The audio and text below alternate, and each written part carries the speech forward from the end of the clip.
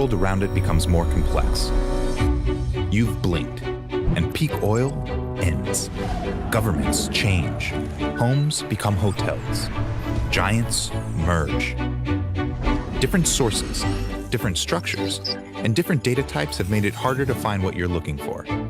Harder to make connections and gain the insight that separates you from others.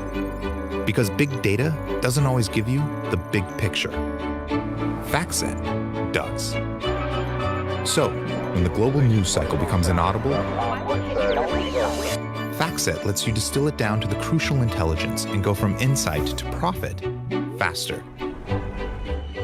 When global markets look impenetrable, FactSet helps you spark new ideas and trace them through supply chains, political dependencies, and emerging trends to find the most promising investments. When your organization is generating ideas faster than you can interpret them, FactSet makes it easy to pull viewpoints together faster, to share, combine, and act. When your investments are spread across asset classes and geographies, FactSet creates a window to find opportunity, measure performance, and predict where to go next. You need to find answers everywhere, across your organization, all at the same time.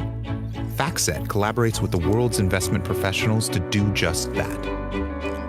We believe integrity is the foundation of trust, and that collectively we can solve our greatest challenges. We search where others do not. We embrace new ideas. We search the world for possibilities. FactSet. See the advantage. Sinubok tayo ng taong ito. Pinipilit nating masanay sa mga hamon ng bagong buhay. Kung saan ang mga ngiti ay napalitan ng lungkot at ang dating puno ng sigla at ingay ay napalitan ng katahimikan at takot. Maraming dahilan para sumuko. Pero di tayo bumitaw sa iisang pangako. Na ang bawat umaga ay may hatid na pag-asa. At na ang tunay na diwa ng Pasko ay di kailanman magbabago. Pinaghihiwalay man tayo ng distansya, pinagbubuklod naman tayo ng malasakit at pagkakaisa. Sa bawat hakbang nating palayo, pinaglalapit tayo ng suporta at taus-pusong serbisyo. Simple man ang salo-salo o kulang man sa aginaldo, ang mahalaga ay magkakasama tayo. Mula noon hanggang ngayon, hawak kamay, kasama mo ang personal collection sa pag-abot ng pangarap mong great life.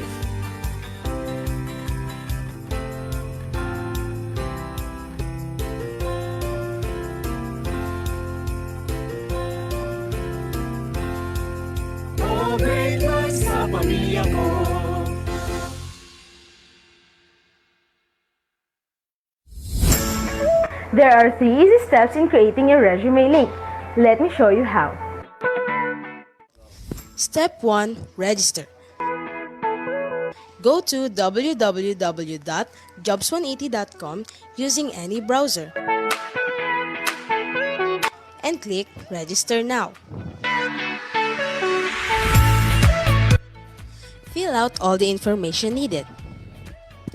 In choosing your resume link, use your full name so that it looks professional and it's easy to recall by potential employers. For example, Antonio Juan de la Cruz .jobs180.com. Step 2. Create and design. When creating your resume, make sure to complete your personal information and upload your profile picture. One of the highlights of the resume link is the portfolio section. In the portfolio section, you can show off your skills by uploading samples of your work like documents, pictures, videos, and your social media links. Your resume link also features different themes and you can upload a cover photo. This is a combination of a cover letter and a social network cover photo. Here is an example. You can also download a copy of your resume link and print it.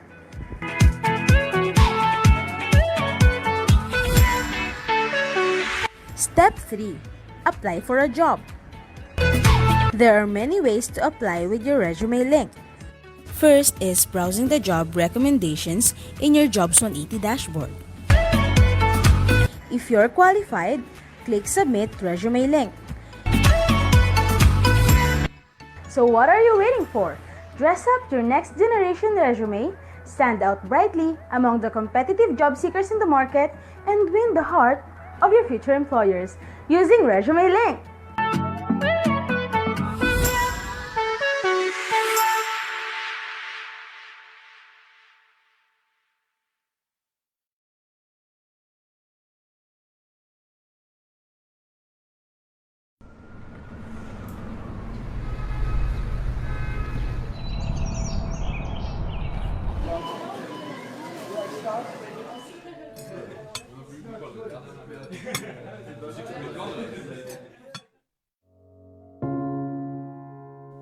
When the world seemed to stop, we carry on, continue to dream and create.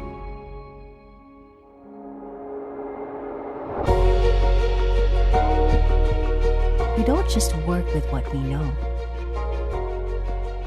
We innovate to adapt, so you can drive your career forward. We don't just make you feel welcome. We provide everyone an equal opportunity to succeed.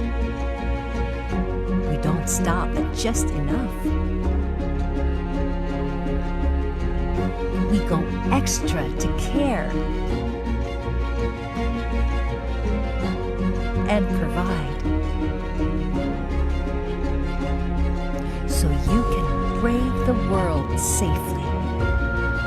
Times aren't the same, but we've always been different. We are concentrics. We dream different. We create different. We embrace different.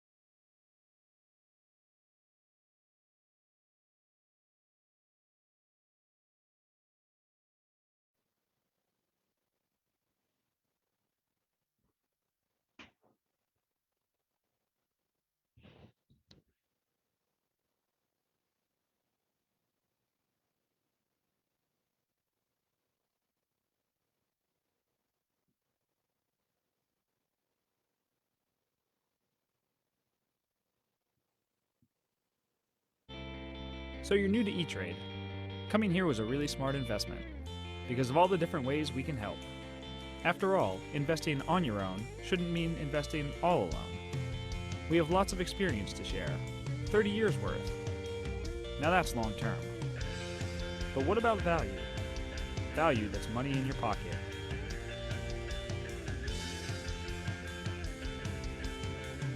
And, something just as important, value beyond money. And tools and technology? In a word, easy. Easy to research, easy to trade, easy to stay in the know even when you're out. But let's talk about you. Your DNA is unique, so are your goals. Cookie cutter is okay when you bake cookies, but you like choices. We have choices.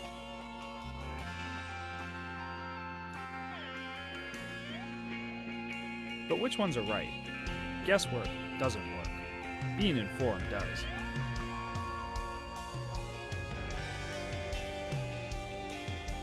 Keep up with what's new. in-depth stories, out-of-the-box thinking. Hope this has helped, but we're not done. There's another important E-Trade resource, A Real Human, with insights and ideas, and a commitment to help you succeed.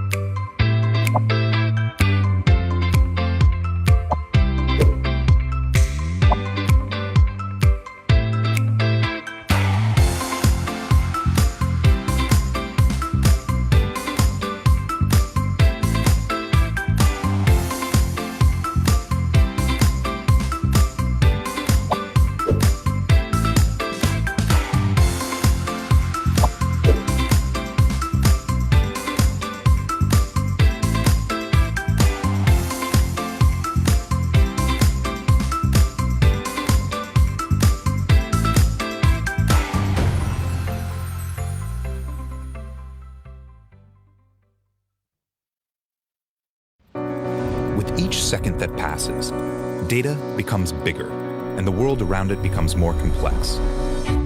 You've blinked, and peak oil ends. Governments change. Homes become hotels. Giants merge.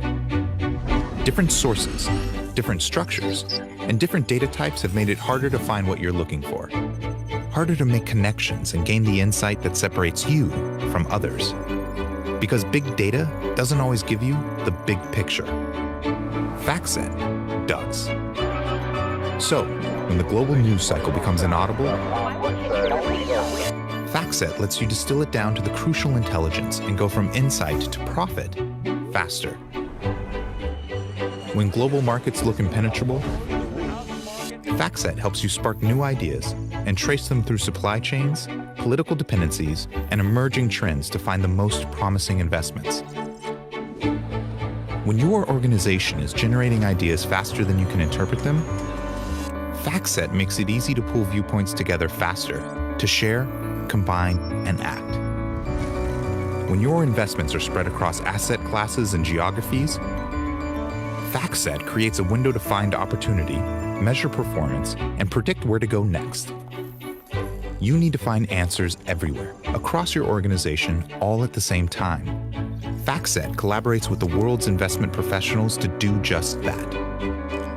We believe integrity is the foundation of trust, and that collectively, we can solve our greatest challenges. We search where others do not. We embrace new ideas. We search the world for possibilities. FactSet. See the advantage. Sinubok tayo ng taong ito. Pinipilit nating masanay sa mga hamon ng bagong buhay. Kung saan ang mga ngiti ay napalitan ng lungkot at ang dating puno ng sigla at ingay ay napalitan ng katahimikan at takot. Maraming dahilan para sumuko. Pero di tayo bumitaw sa iisang pangako. Na ang bawat umaga ay may hatid na pag-asa. At na ang tunay na diwa ng Pasko ay di kailanman magbabago. Pinaghihiwalay man tayo ng distansya, pinagbubuklod naman tayo ng malasakit at pagkakaisa. Sa bawat hakbang nating palayo, pinaglalapit tayo ng suporta at taus-pusong serbisyo. Simple man ang salo-salo o kulang man sa aginaldo, ang mahalaga ay magkakasama tayo. Mula noon hanggang ngayon, hawak kamay, kasama mo ang personal collection sa pag-abot ng pangarap mong great life.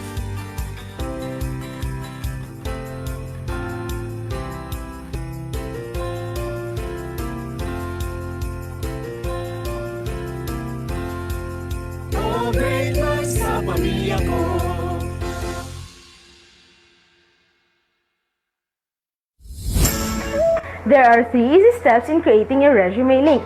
Let me show you how. Step 1. Register.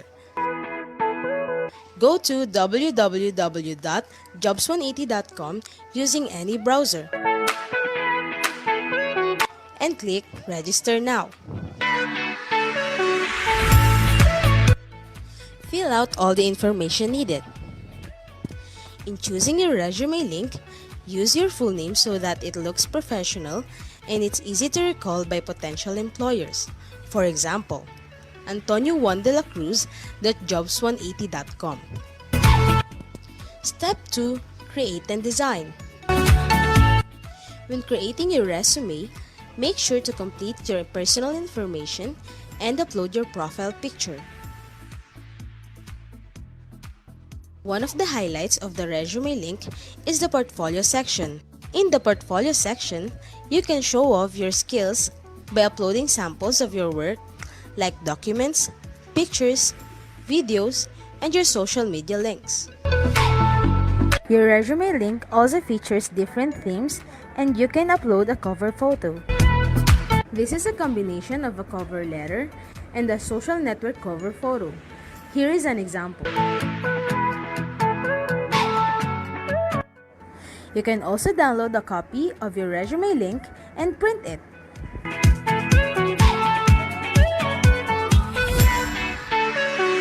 Step 3. Apply for a job. There are many ways to apply with your resume link. First is browsing the job recommendations in your Jobs 180 dashboard. If you're qualified, click Submit Resume Link. So what are you waiting for? Dress up your next generation resume, stand out brightly among the competitive job seekers in the market, and win the heart of your future employers using Resume Link.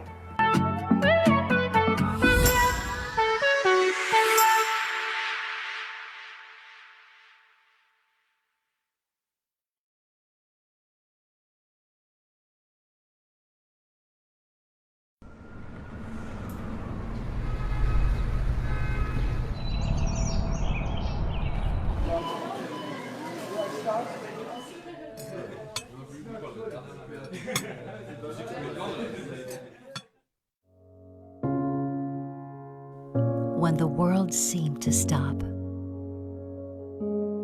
we carry on. Continue to dream and create.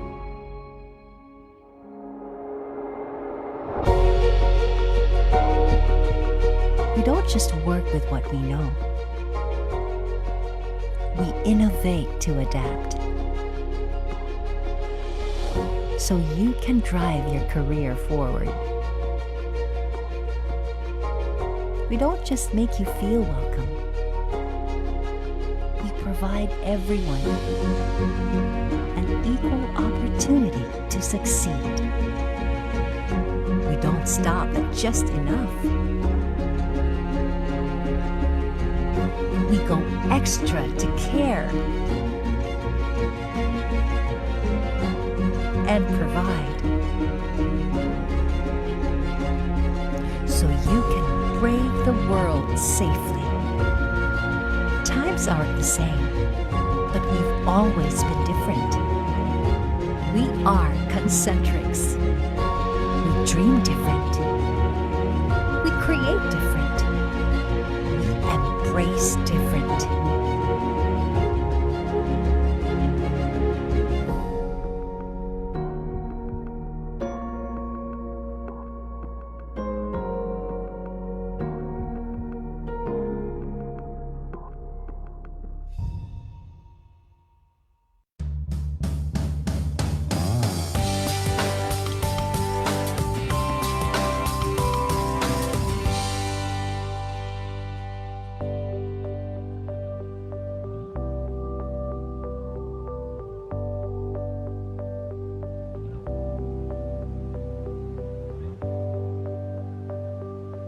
Welcome to the Polytechnic University of the Philippines, the country's first Polytechnic U. PUP is a state-run university governed by Republic Act 8292, known as the Higher Education Modernization Act of 1997, and its implementing rules and regulations contained in the Commission on Higher Education Memorandum Circular No. 4, Series of 1997. It is home to more than 70,000 students, making it the largest state university in the Philippines in terms of student population. It is the university's commitment to give qualified and talented students access to quality and responsive education to aid them in the achievement of their dreams and the improvement of their lives. True to its commitment of making education accessible to all, the university has strategically established campuses and branches all over Luzon.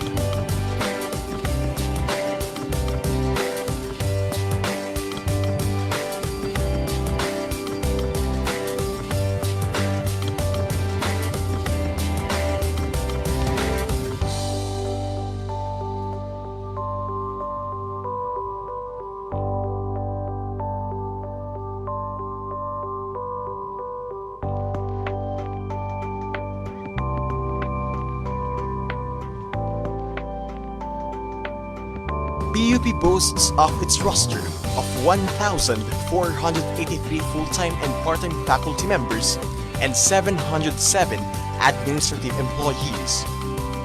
The faculty and employees perform the collective goal of training, servicing, and supporting the university's stakeholders. From its humble beginnings in 1904, PUP was originally established as the Manila Business School, primarily for the training of personnel for government service and to provide skills needed for private employment. 4 years later, the Manila Business School was renamed Philippine School of Commerce, or PSC, and merged with the Philippine Normal School from 1933 to 1946. Through the virtue of Republic Act 778, PSC was renamed the Philippine College of Commerce, or PCC, in 1952. In April 1, 1978, PCC was converted into a chartered state university now known as the Polytechnic University of the Philippines by virtue of Presidential Decree Number 1341 issued by the President of the Republic of the Philippines. PUP truly has come a long way from a business school to a premier polytechnic university, the very first in the country.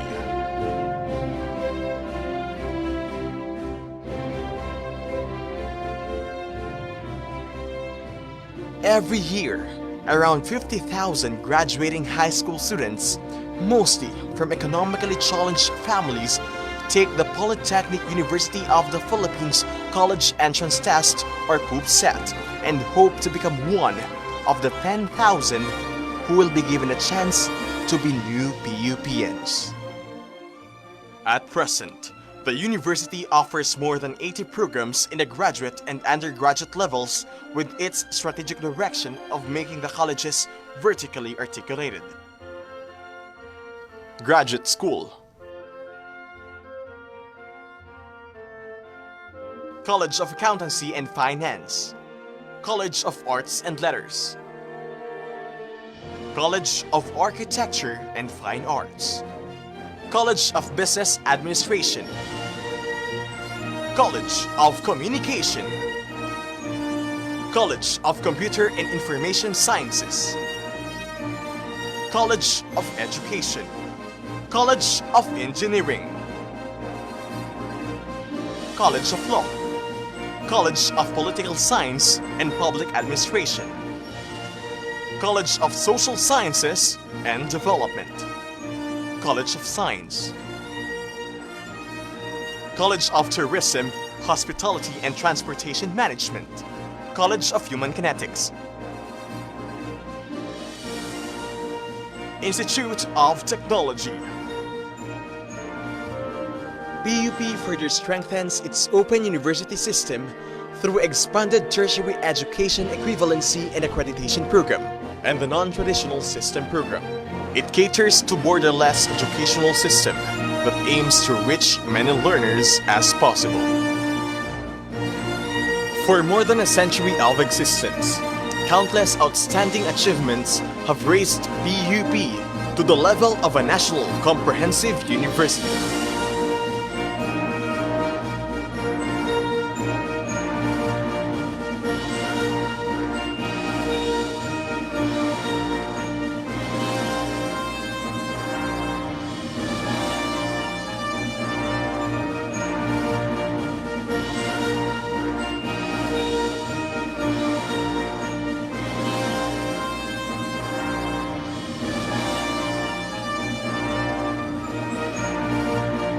With the vision to transform the university into an epistemic community, PUP subscribes to the idea that a university should have an extensive research and extension development culture.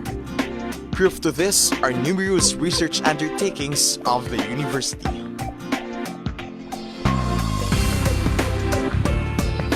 Each year, PUP surpasses national passing rate in licensure examinations and ranks among the top in different academic disciplines.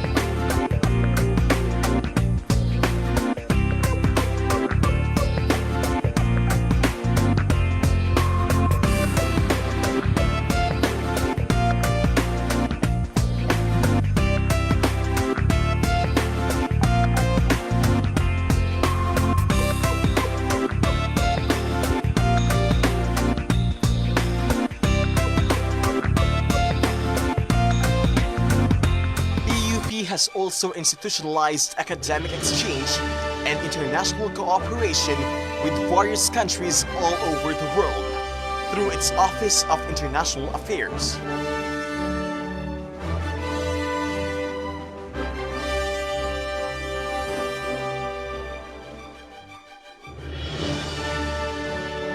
Today, PUP is relishing its successes, and its students are enjoying unprecedented academic opportunities, an enhanced campus environment,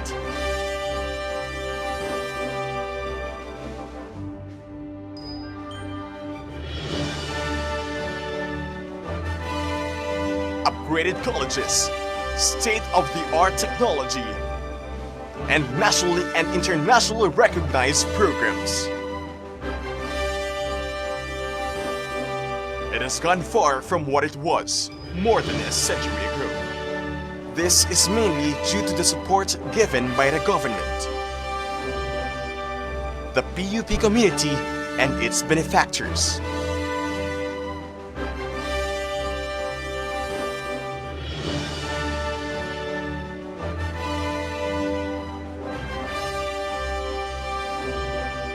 With the combined efforts, PUP will continue to be a partner in nation building and in poverty alleviation for the marginalized sector of the society with quality, responsive, and relevant education as a tool.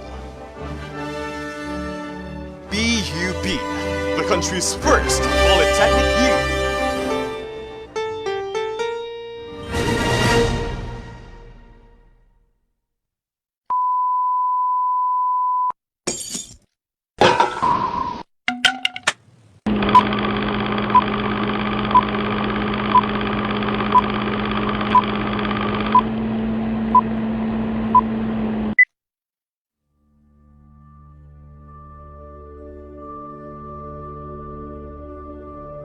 Praise God from whom all blessings flow.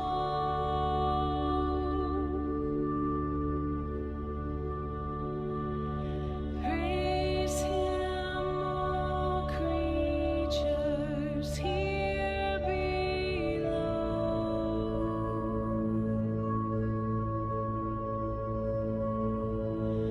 Praise Him above, ye heavenly hosts.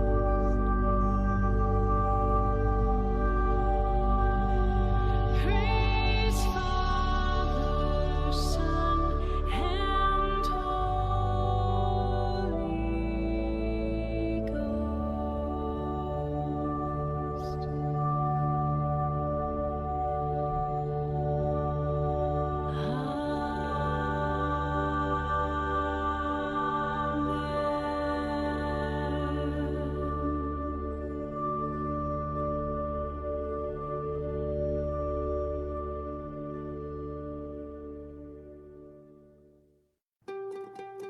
Noon pa man, malaki na ang naging bahagi ng mga kababaihan sa lipunang Pilipino.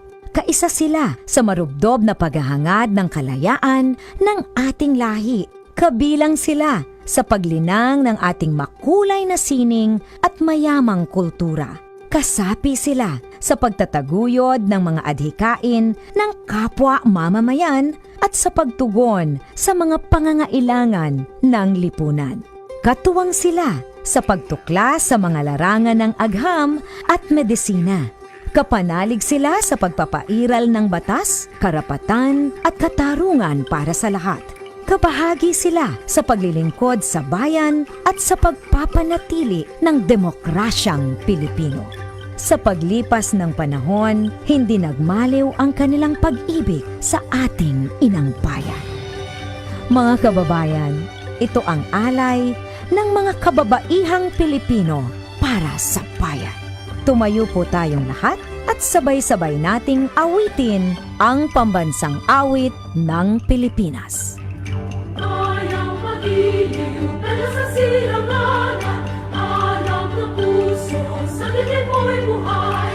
Lupang hiniram, dulot ka ng pag-ibig, sa manlulupi, di ka masisingil, sa lahat ng tulog, sa singer at sa langit mong bahang, may ginatang tula at awit sa paglayang minamahal.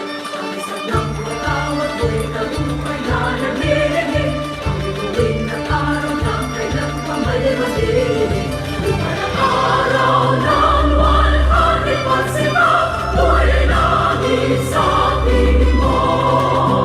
Ang higaya ng pagpay makahamit, ang mamatay ng dahil sa'yo.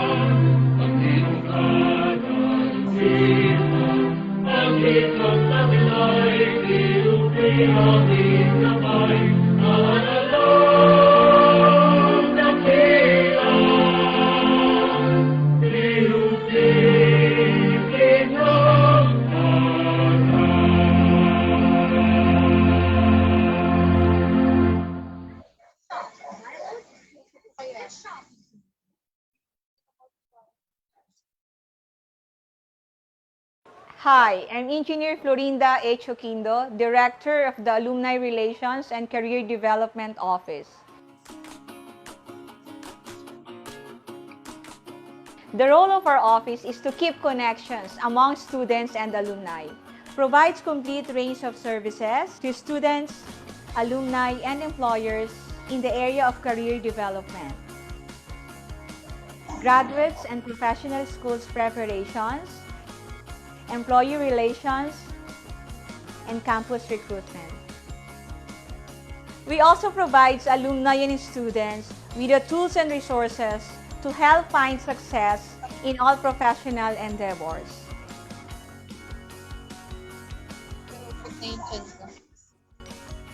To all freshmen, please come and visit us. Our office is located at N209 North Wing, 2nd floor.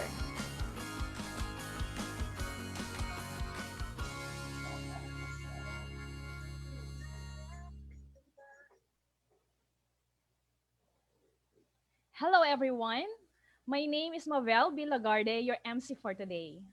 It is with tremendous pleasure that I welcome you all, all participants and guests here in Zoom meeting and in FB Live. Yes, you hear me right.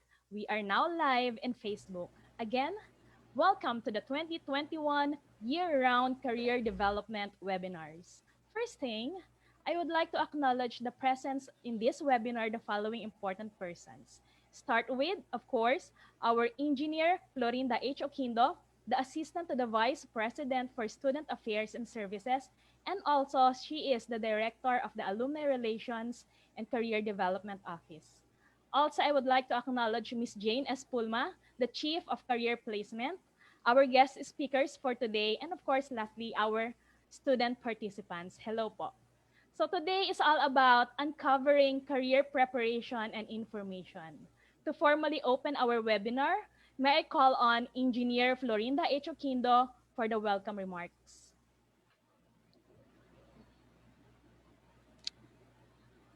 Good morning.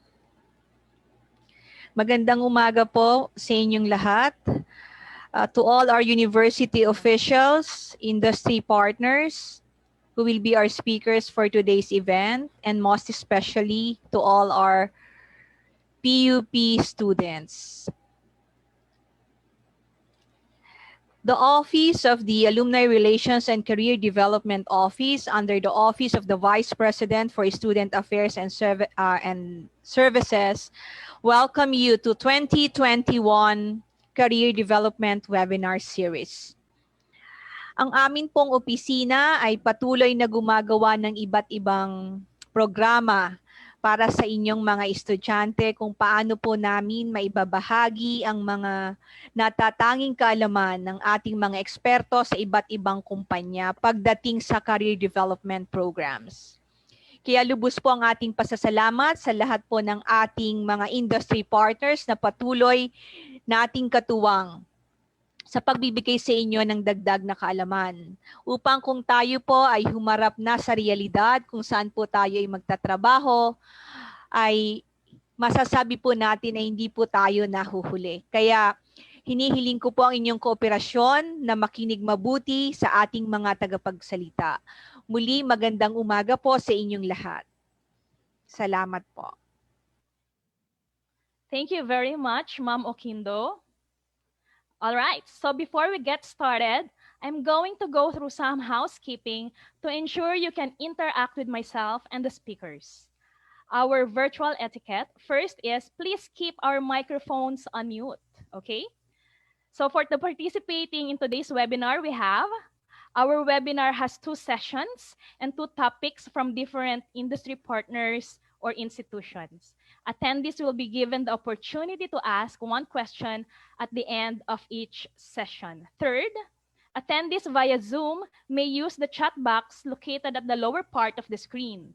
Kindly type your name, for this shall serve as your cue for the open forum at the end of each session. Attendees via Facebook live stream or YouTube live stream may send their questions or comments using the comment section. Digital certificate will be released 2 to 3 weeks after the conduct and be given to those who attended, participated, and accomplished the evaluation form given at the end of the session. And lastly, the link of the evaluation form will be flashed in the comment box during or after the conduct. It will also be posted on our FB page. Reminder, the form will be accessible only 6 hours after the webinar. Okay, now that everyone is ready, it is time for me to introduce to you our first speaker for today, who is going to talk to us about career in the government service. Ladies and gentlemen, please join me in welcoming home Ms. Flordelisa D. Bonador, the Director, City Human Resource Management Department in Mandaluyong. Wow, oh wait, start my video. Good morning, everyone. Morning. Good morning, distinguished officers and employees of the Polytechnic University of the Philippines, my alma mater. Of course, a special mention to the chairperson of CPSPA, Sir Elmer, and our dean, Sir Tony Umali, who has been my mentor during my collegiate years in the PUP. You know, if I may share with you, I have been teaching since I graduated from PUP in 1992. So you may surmise my age. I am already 48. I'll be turning 49 this year. So why am I only teaching now in the PUP? Because I have told myself that come age 45, although I have taught in PUP only last year, I have promised myself that I will go back and pay it forward and teach in the PUP because I owe so much to PUP. So in a nutshell, thank you very much for this rare opportunity to be able to share with my fellow scholars ng bayan. I congratulate all of you ngayon pa lang for what will certainly be a colorful and successful future. You have a very promising future ahead of you. Ngayon po, why am I here? I am here to somehow and somewhat share with you my, I should say, immense experience in the field of government service, not only as the incumbent head of the Human Resource Management Department of the City Government of Mandaluyong, but also called from my long years of training and experiences as an elective official. You know, I've been a Sangguniang Kabataan chairman in 1992 to 1995. And then after that, I became two-time barangay kagawad, two-termer barangay kagawad in Barangay Hulo in Mandaluyong City. And after that, as a barangay captain of the same barangay, and now, of course, as head of the Human Resource Management Department of the Local Government Unit of Mandaluyong. Ma'am Flor, did you have a fast-track formula or a clear-cut formula in achieving what you have now? Did it come in silver platter?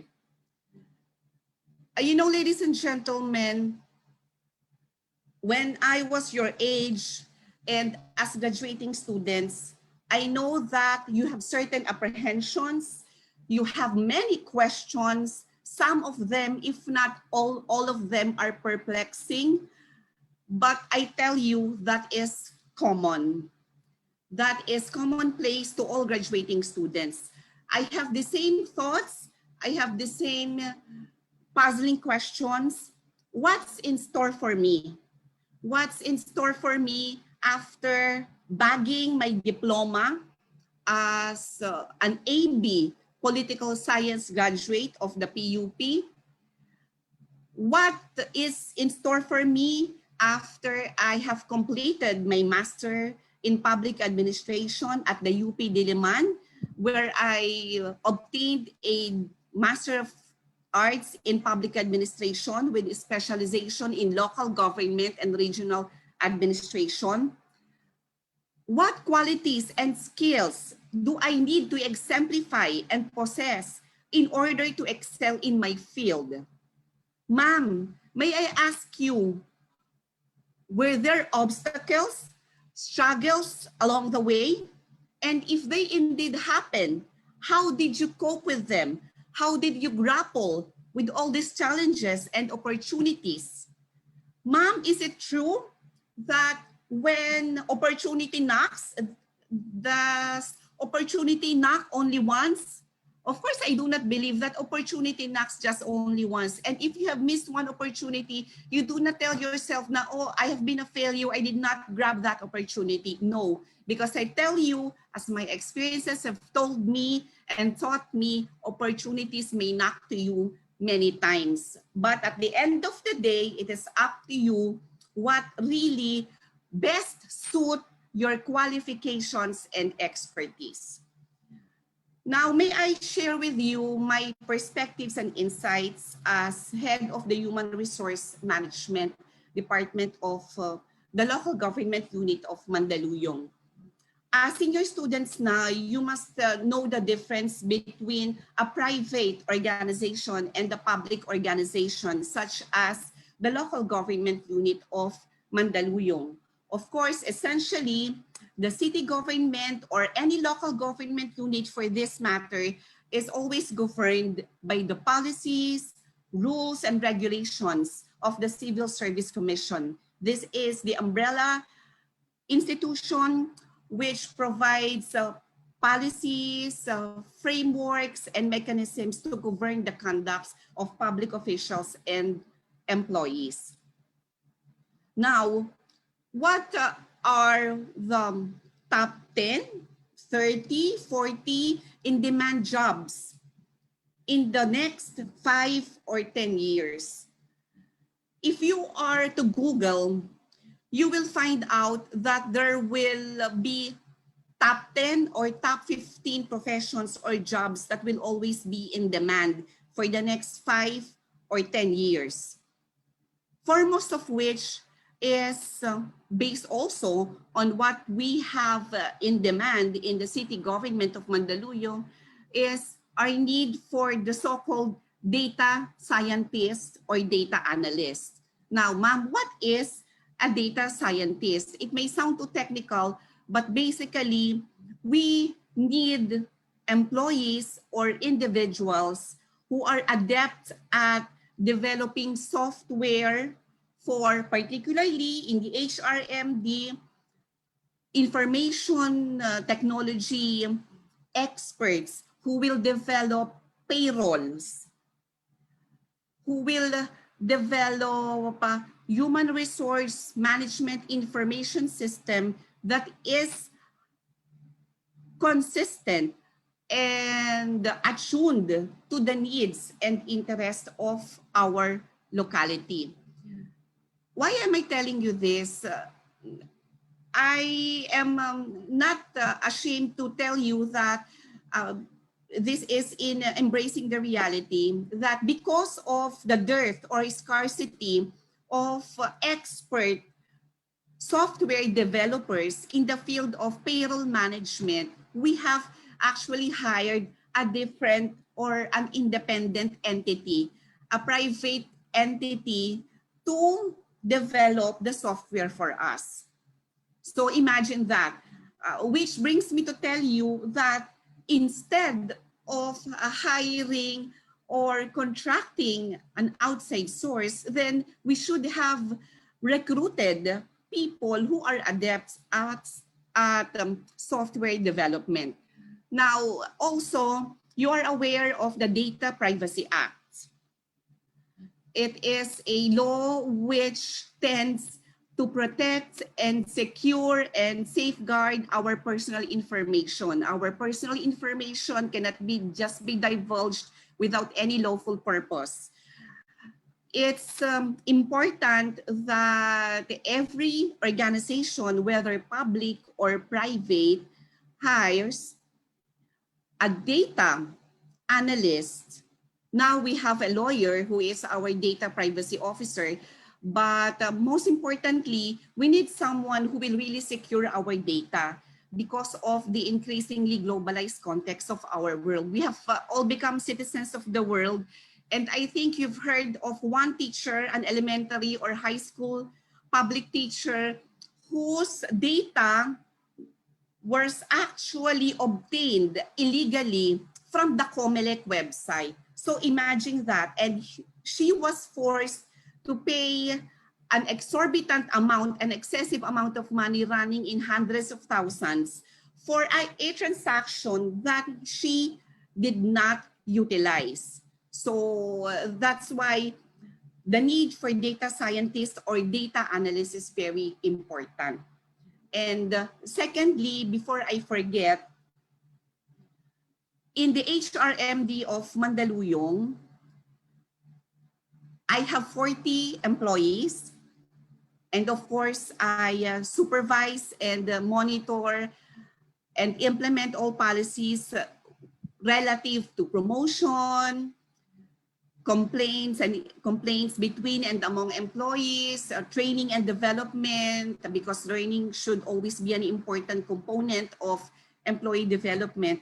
But among these 40 employees, including me, none is a graduate of a BS or an AB in human resource management. I know that our beloved alma mater, PUP, offers this course.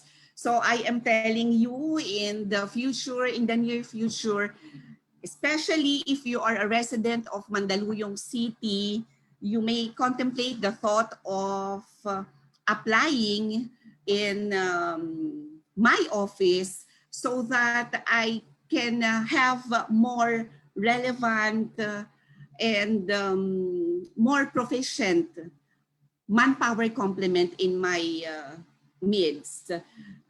Essentially, being an expert in HRMD will be a handy tool.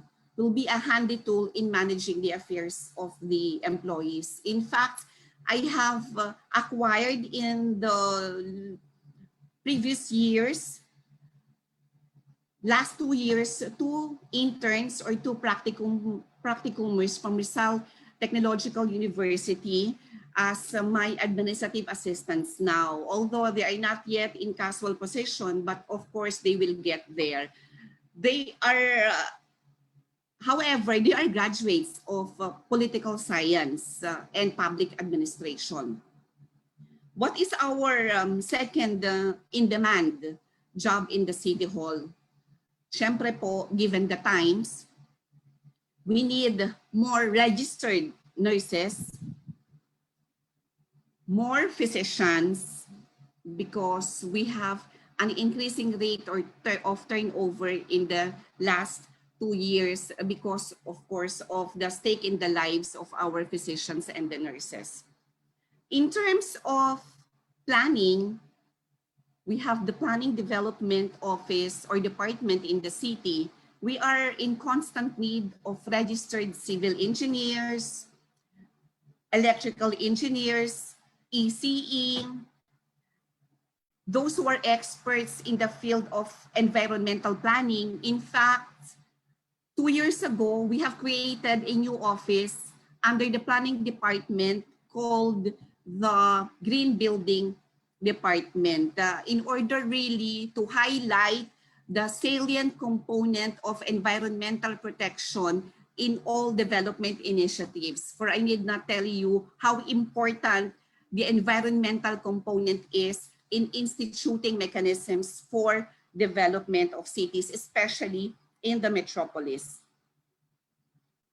Third, we are also in need of psychologists and psychiatrists. And isama ko na rin po dyan ang mga registered social workers.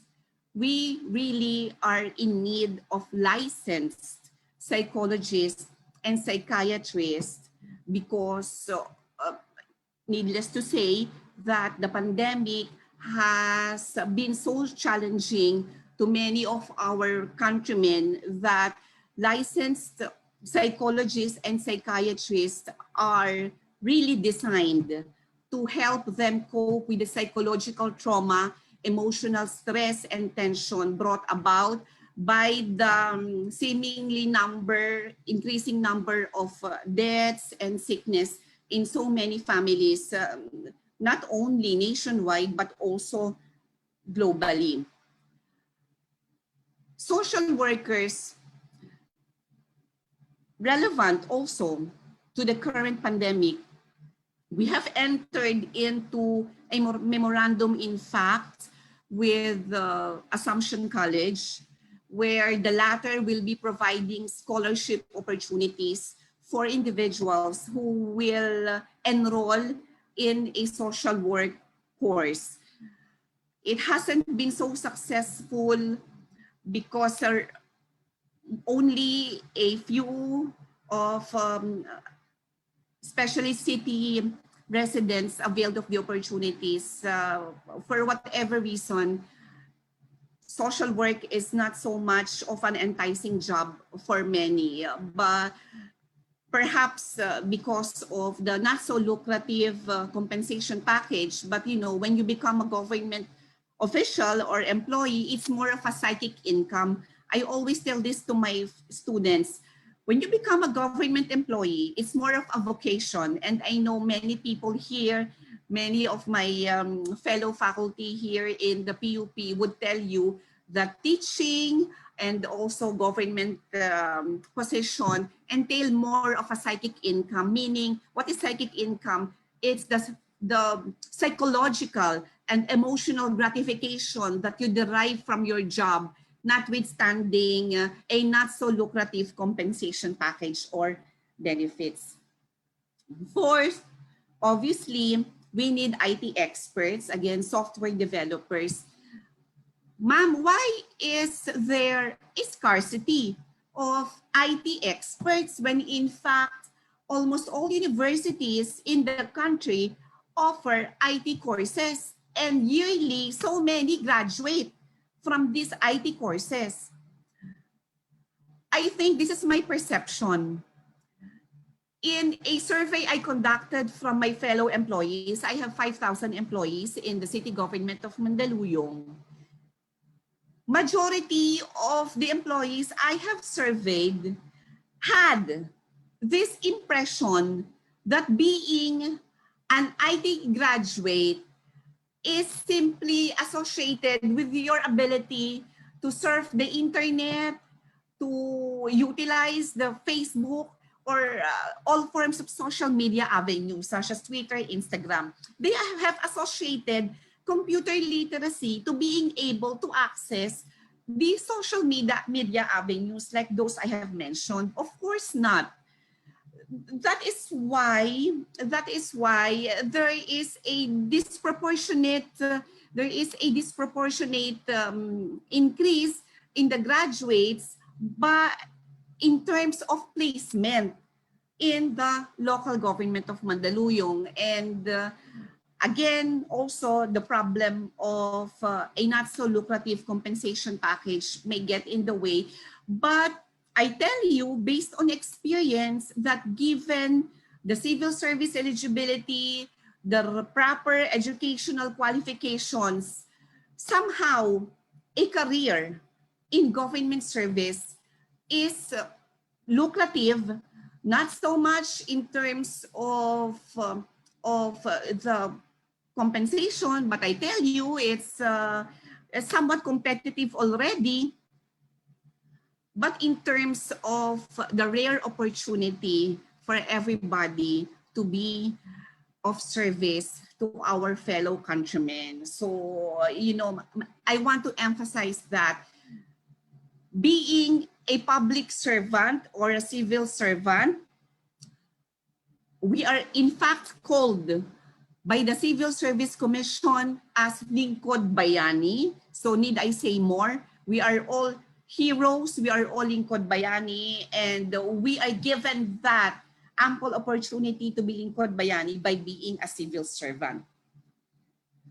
Now, in terms of graduates in the field of public administration and political science, yes, that's a good news to share, that I believe we should have more placement and recruitment for graduates of political science and public administration in the field of governance. Bakit po?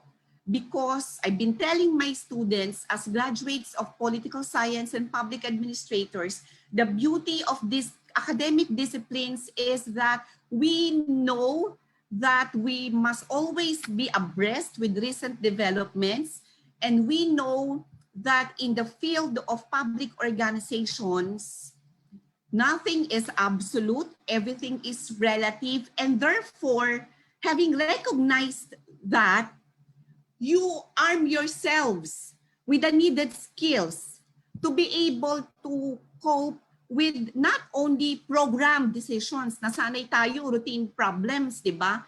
But you are equipped with the qualities and skills needed to address unprogrammed decisions or novel problems such as the COVID pandemic in our midst. Who would have thought that in our lifetime here in the Philippines, we would encounter this tremendous problem?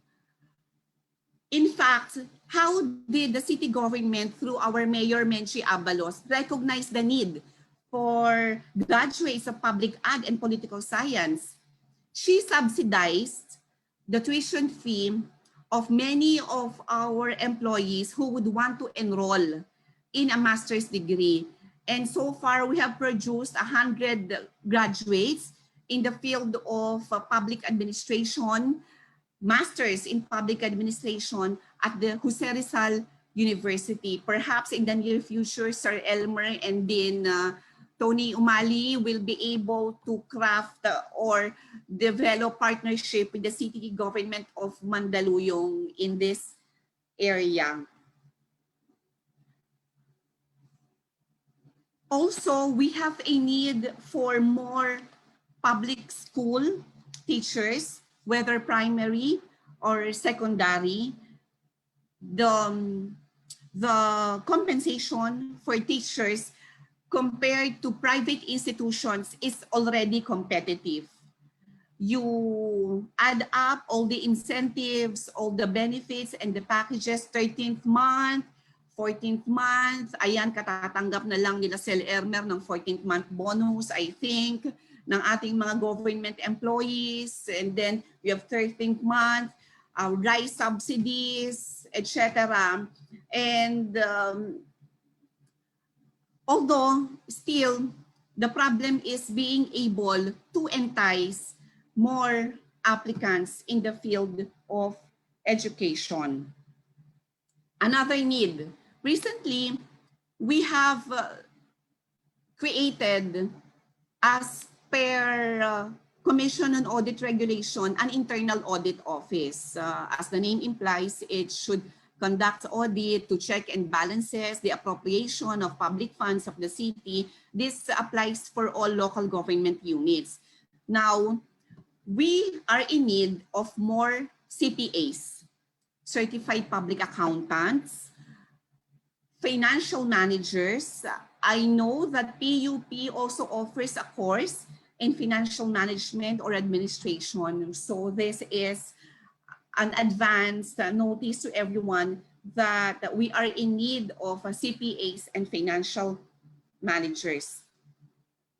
We are also in need of veterinarians. That's why, although luckily we have a young veterinarian now, but in the near future, when compulsory retirement sets in at age 65, we will have a problem in putting the replacement. Now, class, now that I have shared with you the actual realities in the field, the requirements in a local government such as Mandaluyong, and now that you are going to embrace a new challenge in your lives, the penultimate question really is, what formula, if any, is needed to really achieve success? In a nutshell, I know that many of you, since we're all students of PUP, we all come from poor families. If I may share with you, I hailed from public elementary school, although in although in my secondary education, I enrolled in a private school. My parents worked really hard to give me private education, and then somewhere along the way, kaya po sinasabi ko na malaki ang utang na loob ko sa PUP, because sa PUP, napakarami pong scholarship programs and opportunities dyan. The tuition fee that I have paid back then was only 40 pesos. When you become a full scholar, 40 pesos lang babayaran mo. Of course, when you reach a weighted average of 1.0 to 1.5, you become a full scholar, I think.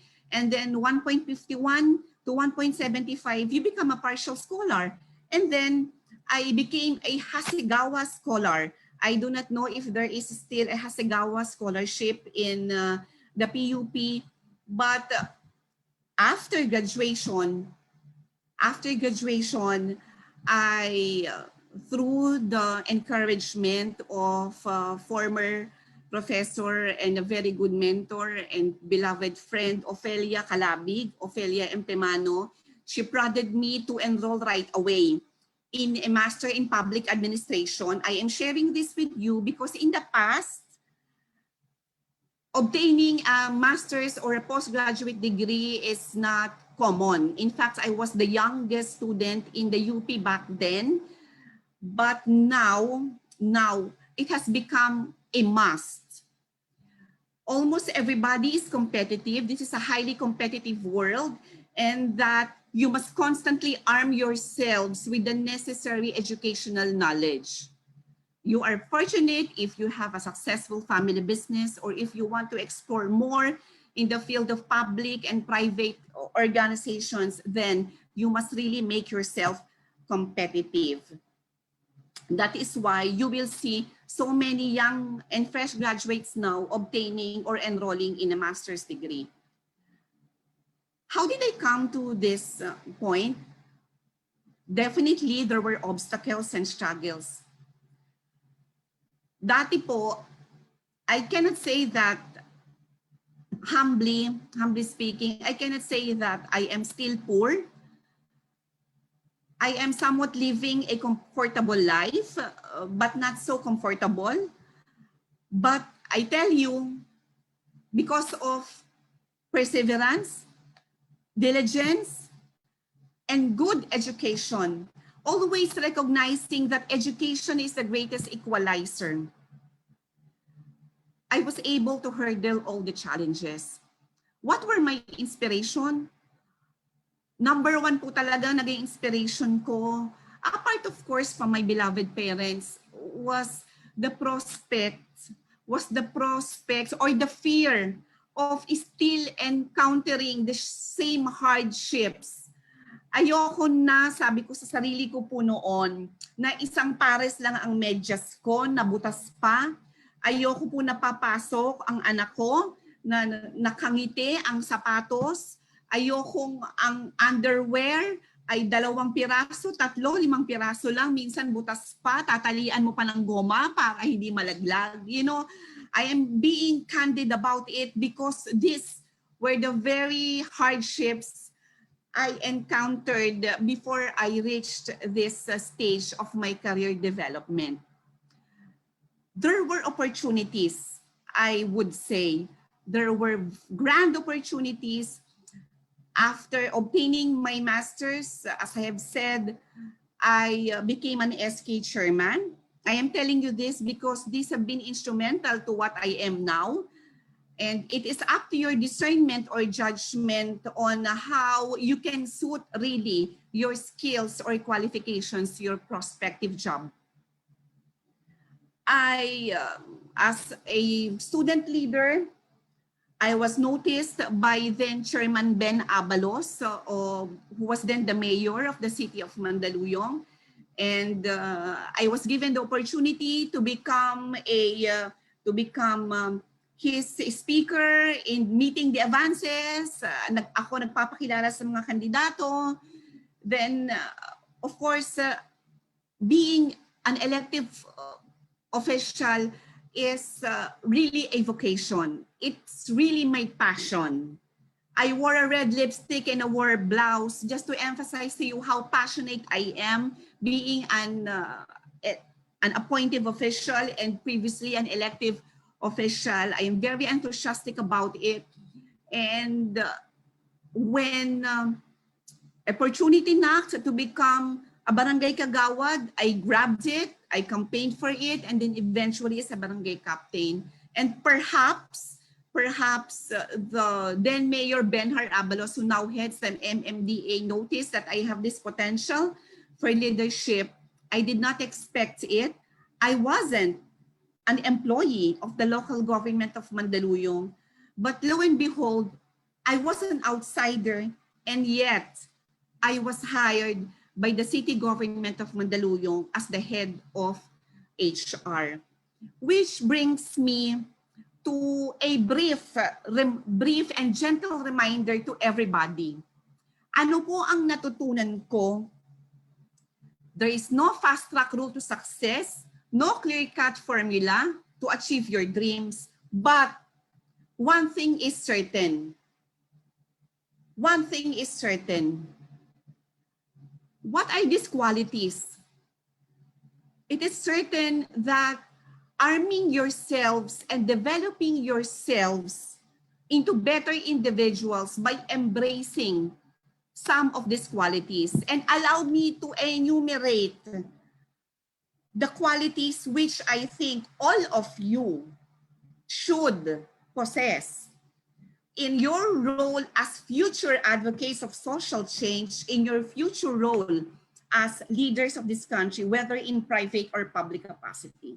Definitely po, SIR, smooth interpersonal relations. I tell you, no matter how grand or intelligent you are, but if you do not know how to deal with people, if you do not know how to adapt well with the different idiosyncrasies of people, especially in your workplace, then you will find it hard to be promoted and get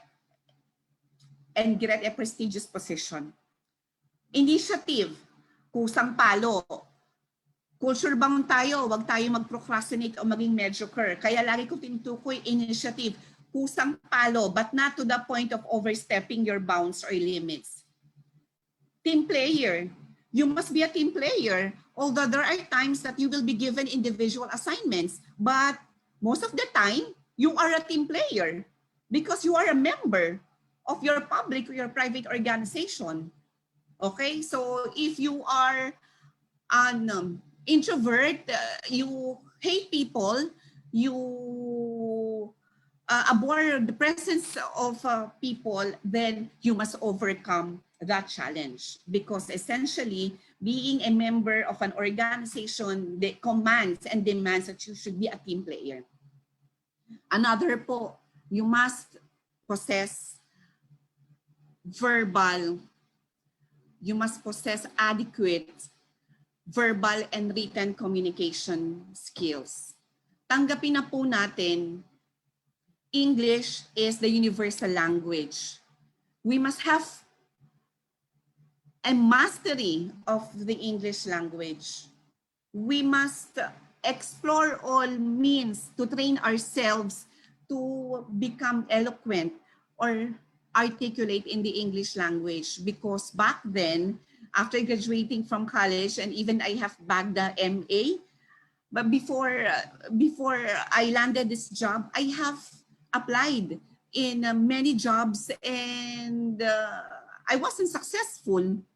So I wasn't successful, but one thing will strike the interviewer most. It is your command of the English language.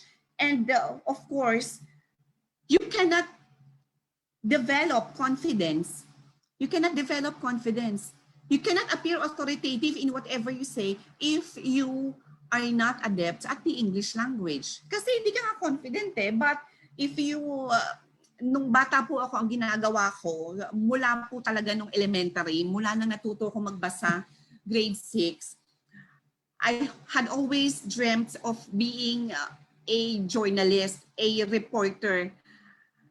Akala ko po noon, I thought all the reporters then, I admired them so much. I thought that they were just speaking without reading anything at all. So, sa bagay, naging inspirasyon ko sila.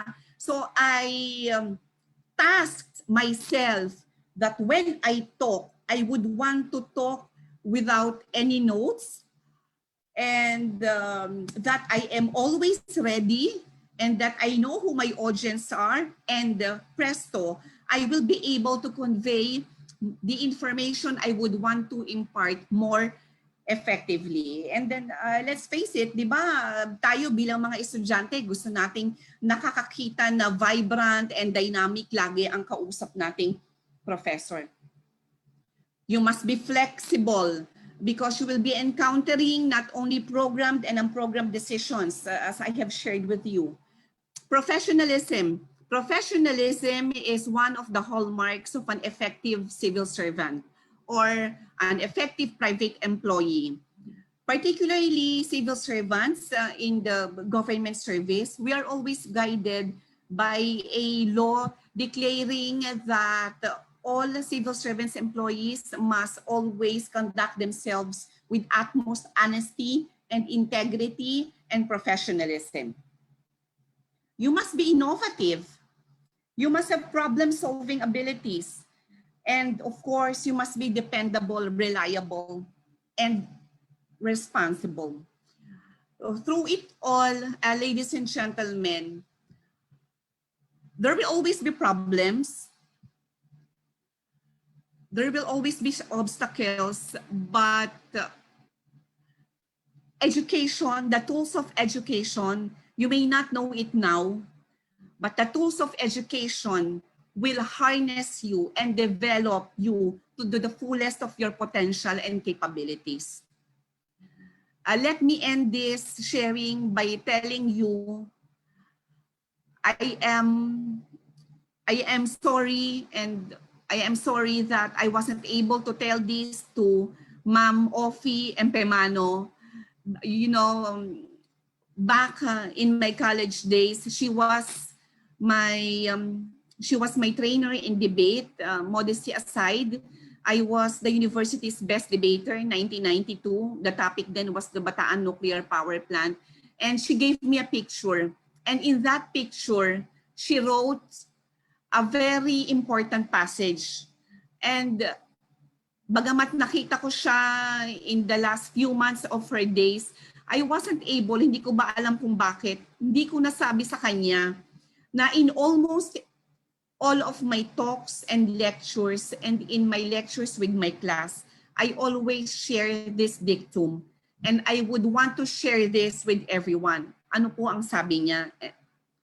Lofty ideals should never be abandoned despite the glaring gap between inspired expectations and harsh realities of life. With that, thank you very much po, and mabuhay po kayong lahat at mag-ingat po kayong lahat. Thank you.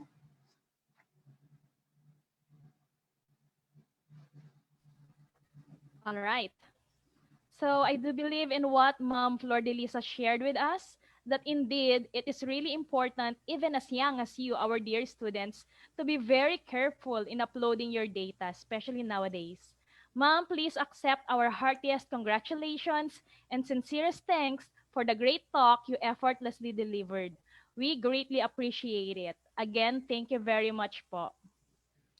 Now is the Maraming time for salamat. your questions to be answered by our great speaker. Yes, ma'am. Thank you po. Ma'am, wait po. Baka po kasi may gusto pong magtanong. Okay lang po. Baka Yes. po pwede po nating ma-entertain. Okay. So if Sure, you sure. guys, students or dear students, kung meron po kayong tanong, comment down below dito sa ating chat box sa Zoom or sa ating FB Live. Kung meron po ba? Mukhang ganun kalinaw, ma'am, yung talk niyo po at wala na po silang tanong. Okay. Again, ma'am, thank you very much for your time, precious time you shared with us. Thank you po. Okay. Thank you. Thank So you. before we proceed, thank you po. Thank you, ma'am. Thank you so much. So before we proceed to our next speaker, I want you, dear students, to watch this AVP. So you're new to E-Trade. Coming here was a really smart investment because of all the different ways we can help. Investing on your own shouldn't mean investing all alone. We have lots of experience to share, 30 years worth. Now that's long term. But what about value? Value that's money in your pocket.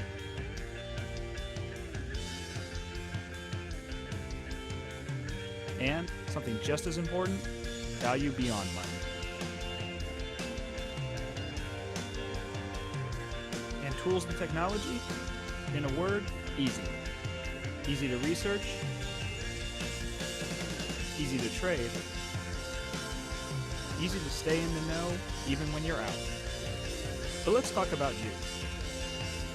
Your DNA is unique, so are your goals. Cookie cutter is okay when you bake cookies, but you like choices. We have choices.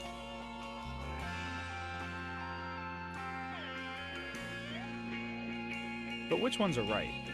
Guesswork doesn't work. Being informed does.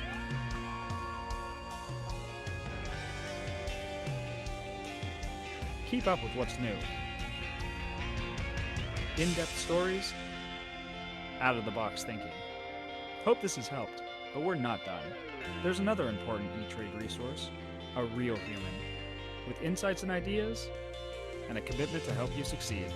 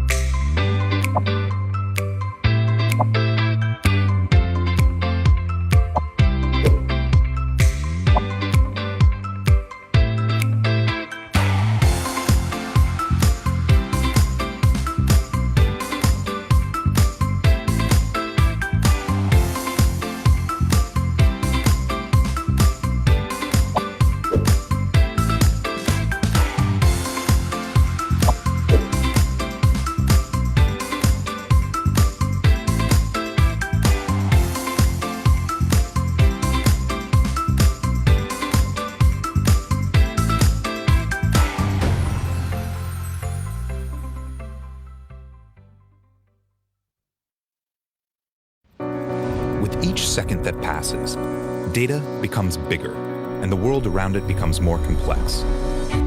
You've blinked, and peak oil ends. Governments change. Homes become hotels. Giants merge. Different sources, different structures, and different data types have made it harder to find what you're looking for. Harder to make connections and gain the insight that separates you from others. Because big data doesn't always give you the big picture. FactSet does. So, when the global news cycle becomes inaudible, FactSet lets you distill it down to the crucial intelligence and go from insight to profit faster.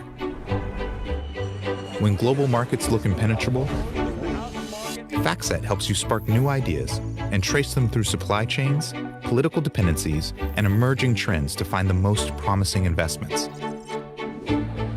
When your organization is generating ideas faster than you can interpret them, FactSet makes it easy to pull viewpoints together faster, to share, combine, and act. When your investments are spread across asset classes and geographies, FactSet creates a window to find opportunity, measure performance, and predict where to go next. You need to find answers everywhere, across your organization, all at the same time. FactSet collaborates with the world's investment professionals to do just that. We believe integrity is the foundation of trust, and that collectively, we can solve our greatest challenges. We search where others do not. We embrace new ideas. We search the world for possibilities. FactSet. See the advantage.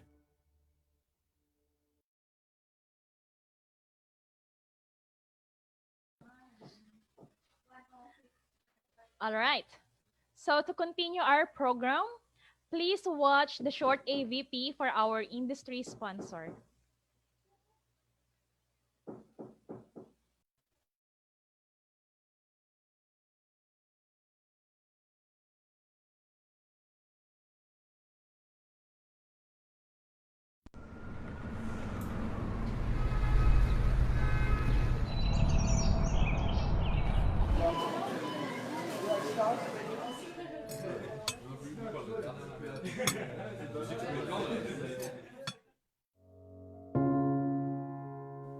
When the world seemed to stop, we carry on. Continue to dream and create.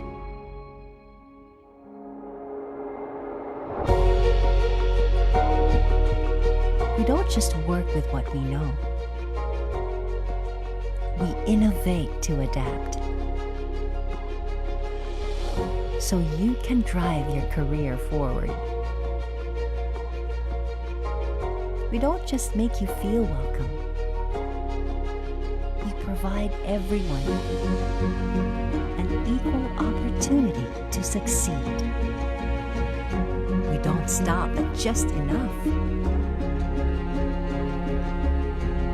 We go extra to care and provide, so you can brave the world safely. Times aren't the same, but we've always been different.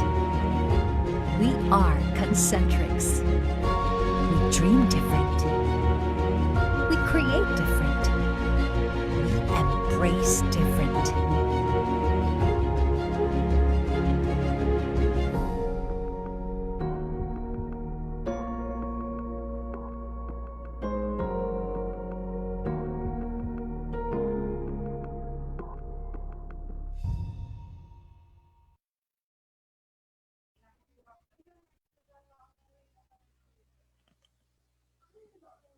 All right.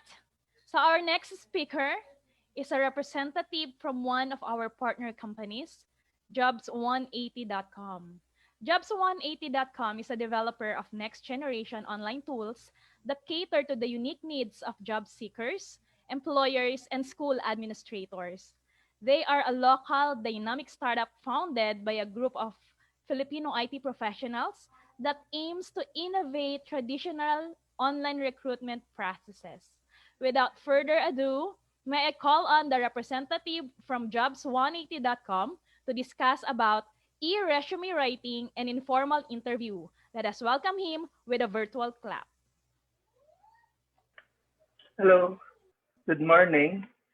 Good So, morning po. as usual, baka sanay na lahat, ang unang sinasabi kapag pasok sa video ay, can you hear me? I think medyo familiar na tayo dito sa ito ang unang line na naririnig natin. But I think good morning naman kayo sa akin. So, yes, good morning. So, could I start my share screen? Okay, I am sharing my screen. Just hold on for a bit. I will ask if it will be working fine later. Here, may I ask how is this on your end? Can you see our logo?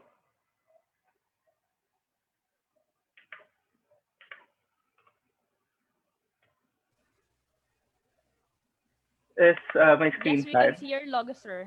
Okay, sure. So I'll be starting my presentation. As mentioned on the introduction, I am from jobs180.com.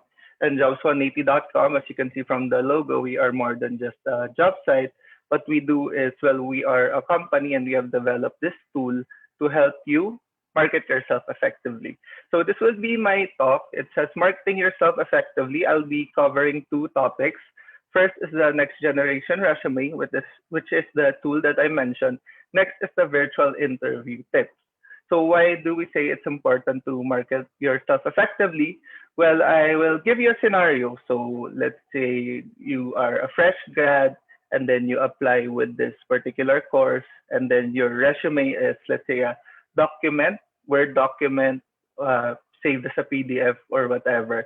Tapos nakalagay ang yung name and school course, and then wala masyadong difference sa content ng resume nyo. So isipin nyo you are the HR and then you see very similar na mga resume, name, school course, and very basic data na meron. How will you decide as an HR? Sino invite mo for the interview? So just from the resume itself, you need to stand out already. So this is why we introduced the resume link. And next, of course, yung virtual interview tips.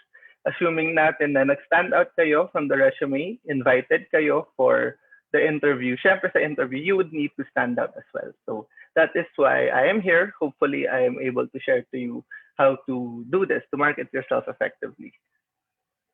Okay. Now, the tool that I mentioned earlier is what we call the resume link. It's a personalized URL for resumes that you can view online anytime. So from the name itself, medyo gets na natin agad kung ano ang ibig sabihin ng tool. It's a resume link. So resume ng link papunta sa resume nyo. So I will be elaborating on this later.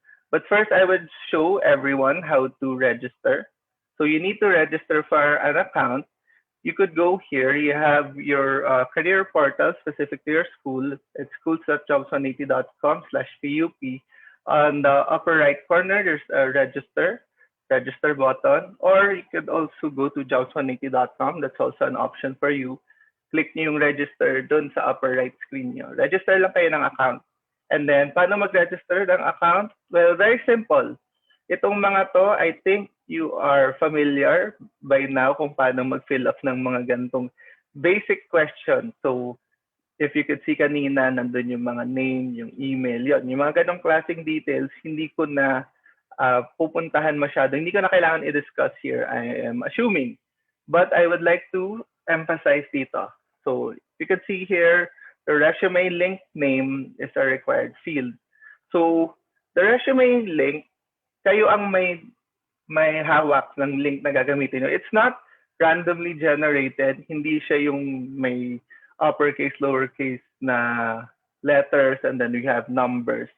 So we made it a point that you could choose the name that you will be using.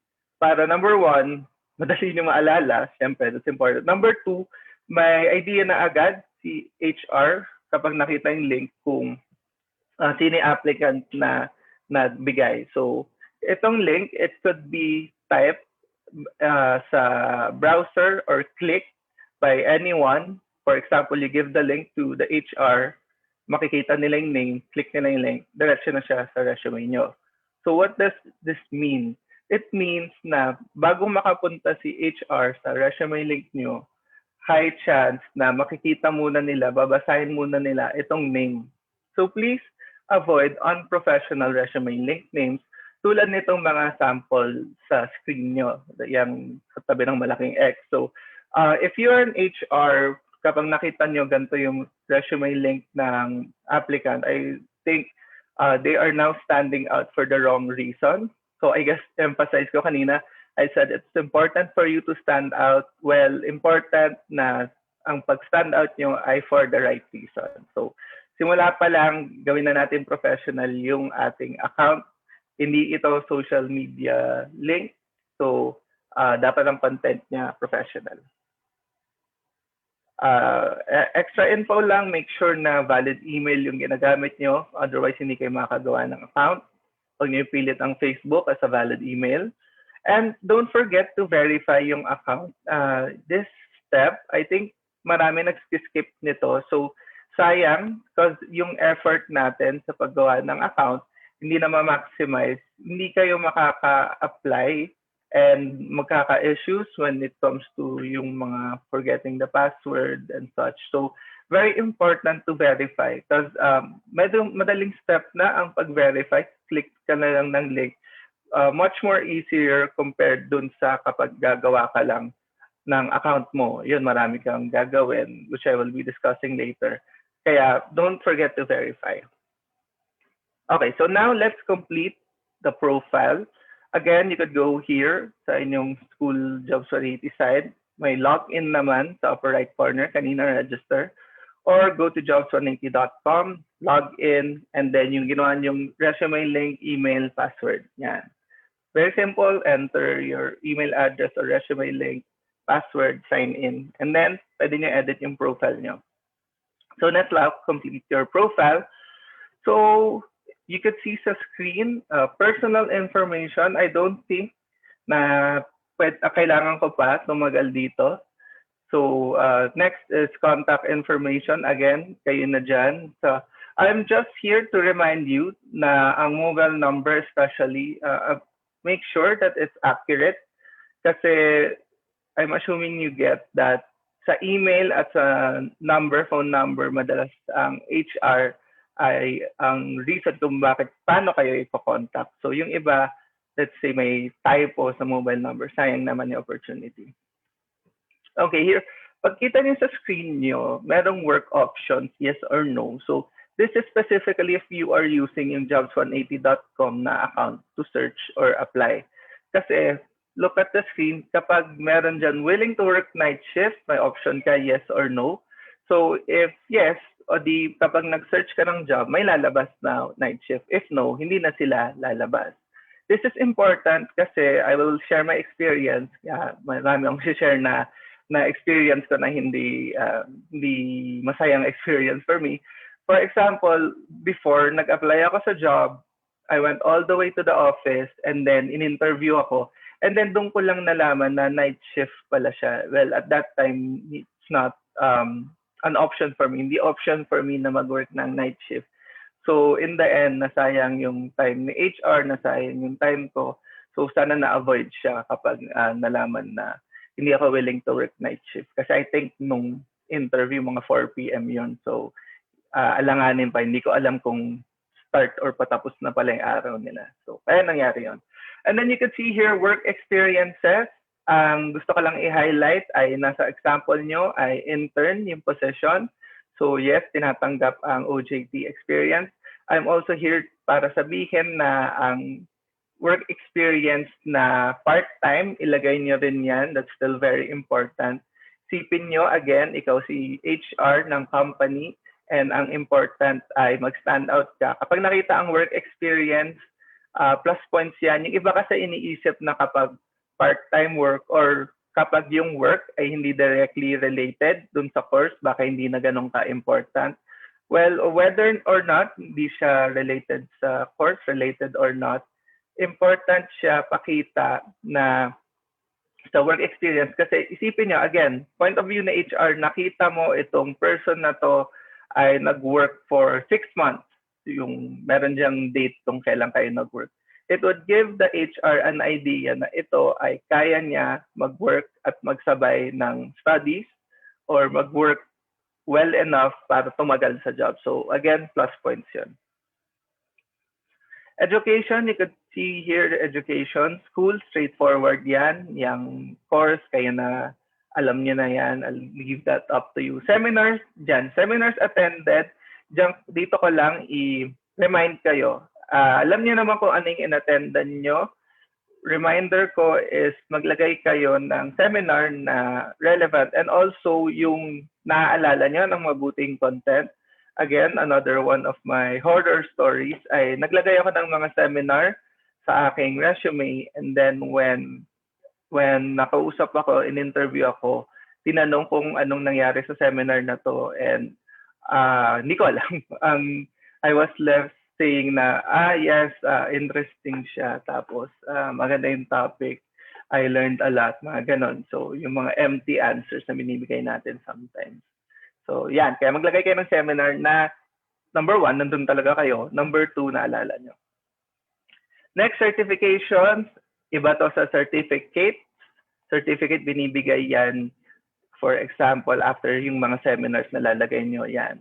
Ngayon, meron na rin mga electronic certificate. Yan. Binibigay yan, usually kapag nag-a-attend ng mga seminar. Ang certification, different siya. You are certified to, for example, to get this eligibility, meron kayong something to show that you are eligible. Kapag, for example, to be a teacher, kailangan nyo muna magpumasa ng licensure exam for teachers, and then bago kayo makatake ng exam, titingnan din if you have the number of units na kailangan. So talagang kapag lahat yon nagawa mo na, ay certified ka na para maging teacher sa aking example.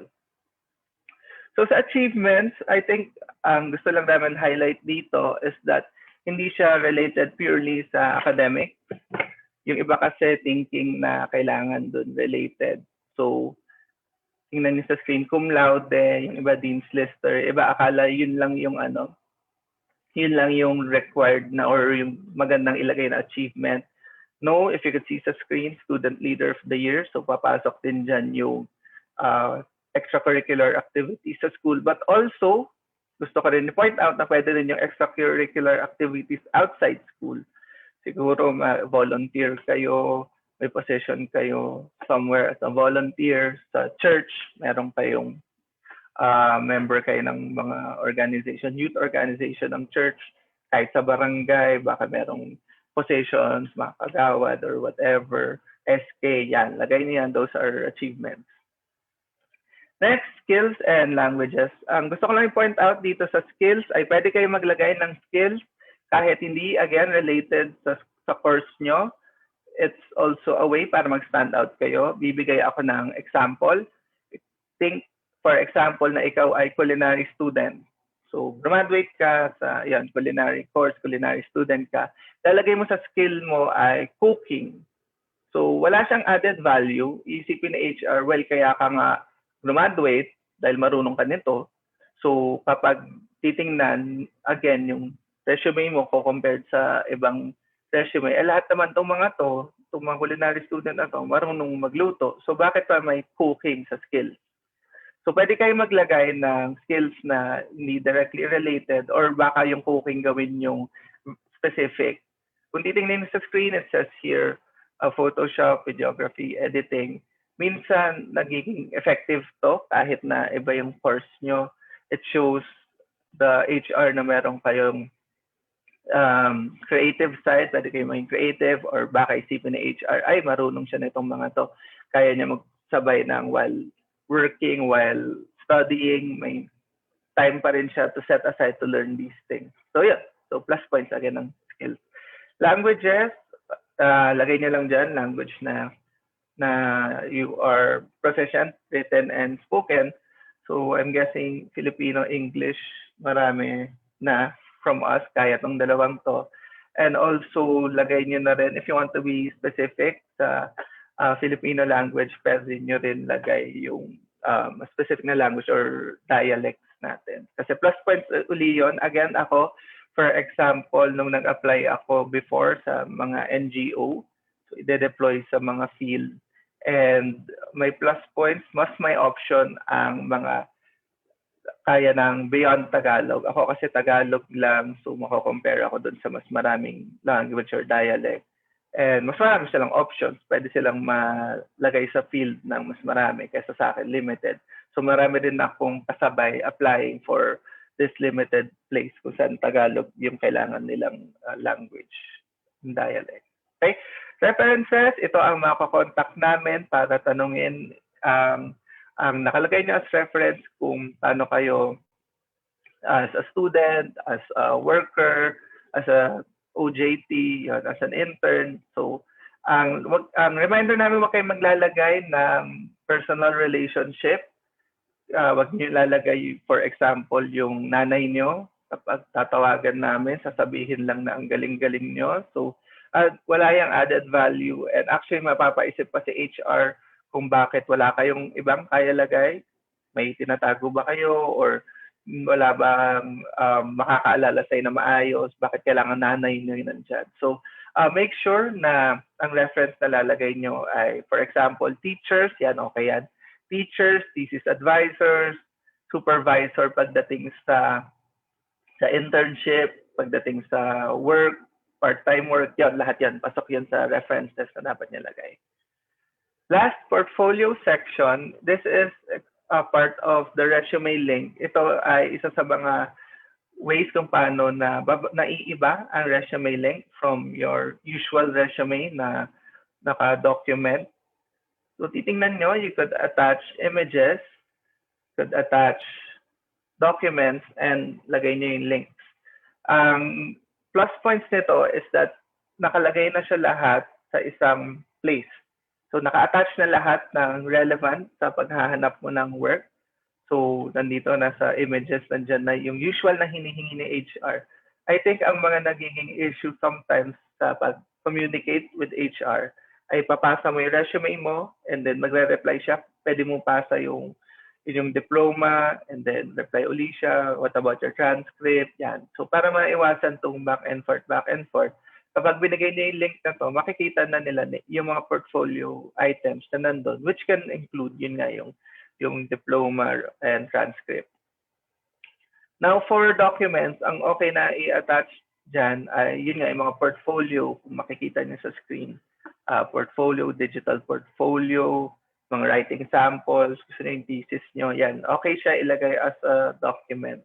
And another plus point, kasi dahil naka-attach na dito ang mga document na important na for you, you think it's important pagdating sa pag-a-apply nyo, mababawasan yung chance na mawawala siya.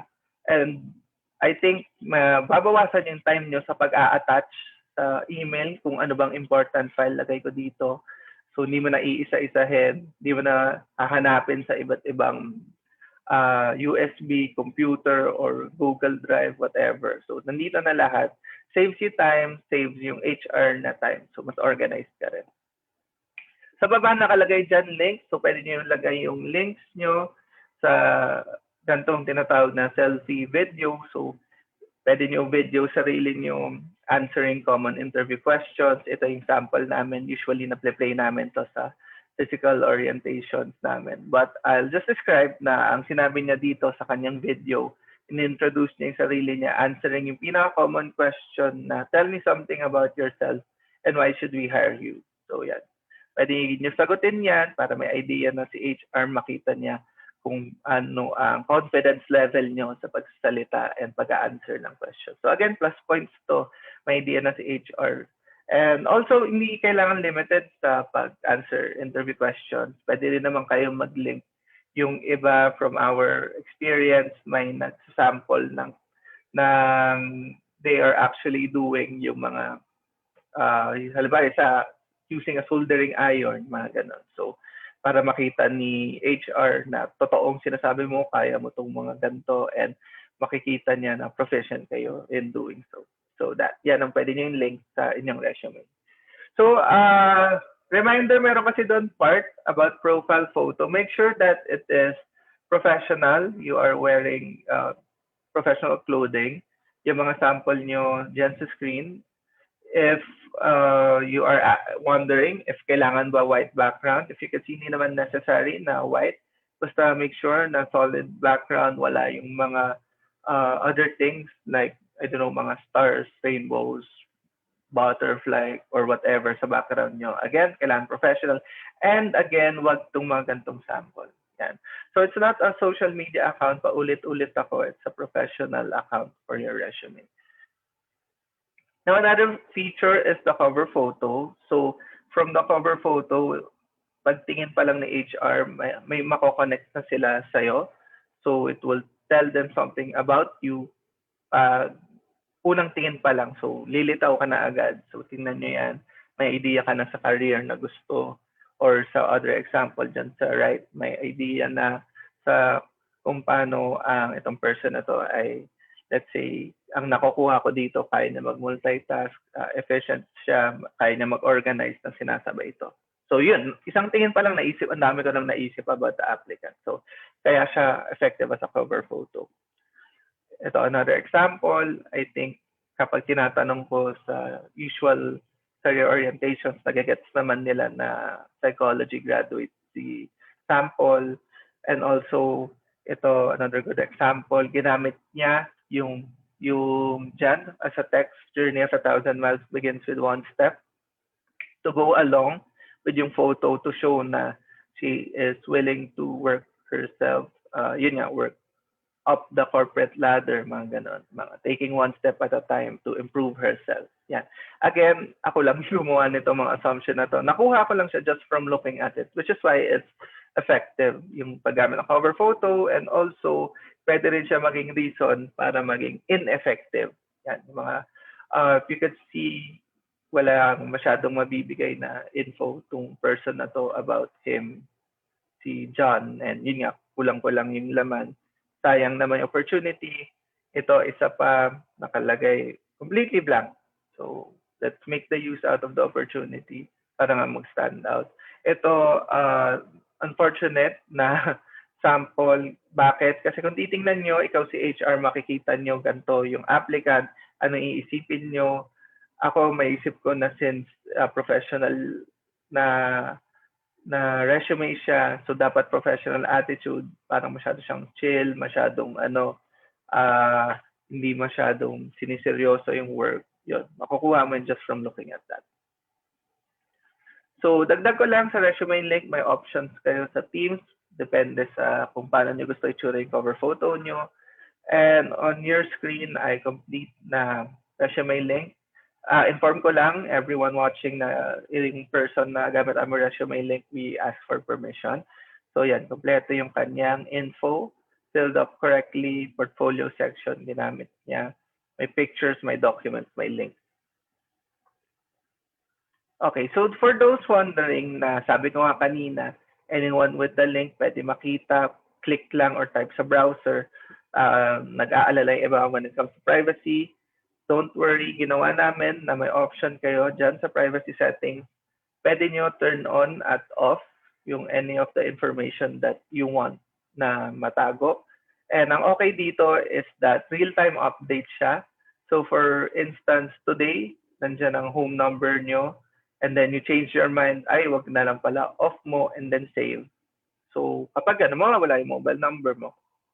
This is an advantage over yung usual resume kasi kapag binigay mo, wala, touch move na yun. Nasa kanila na yung info na binigay mo. Unlike ito, pwede ka pa magbago ng isip.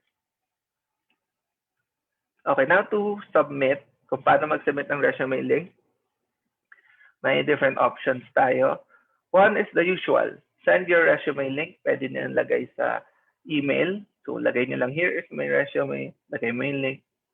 Hindi mo na kailangan maglagay ng attachment kasi assumed na in-attach mo na siya sa portfolio section. Now, you can also use it to apply sa jobs180.com. And yun, sa resume link, mapapakita ang contents nito sa company. Very easy to use. Punta lang kayo sa company, view job details, and then submit resume. Yeah, tapos may application na kayo sa kanila. So that's another way para mag-apply. Yung iba, you might be wondering if possible ba na magka-copy. Gusto mo nyo kasi may physical copy ng inyong resume, ayaw nyo ng online lang. That's good, pinadali na namin ang buhay nyo.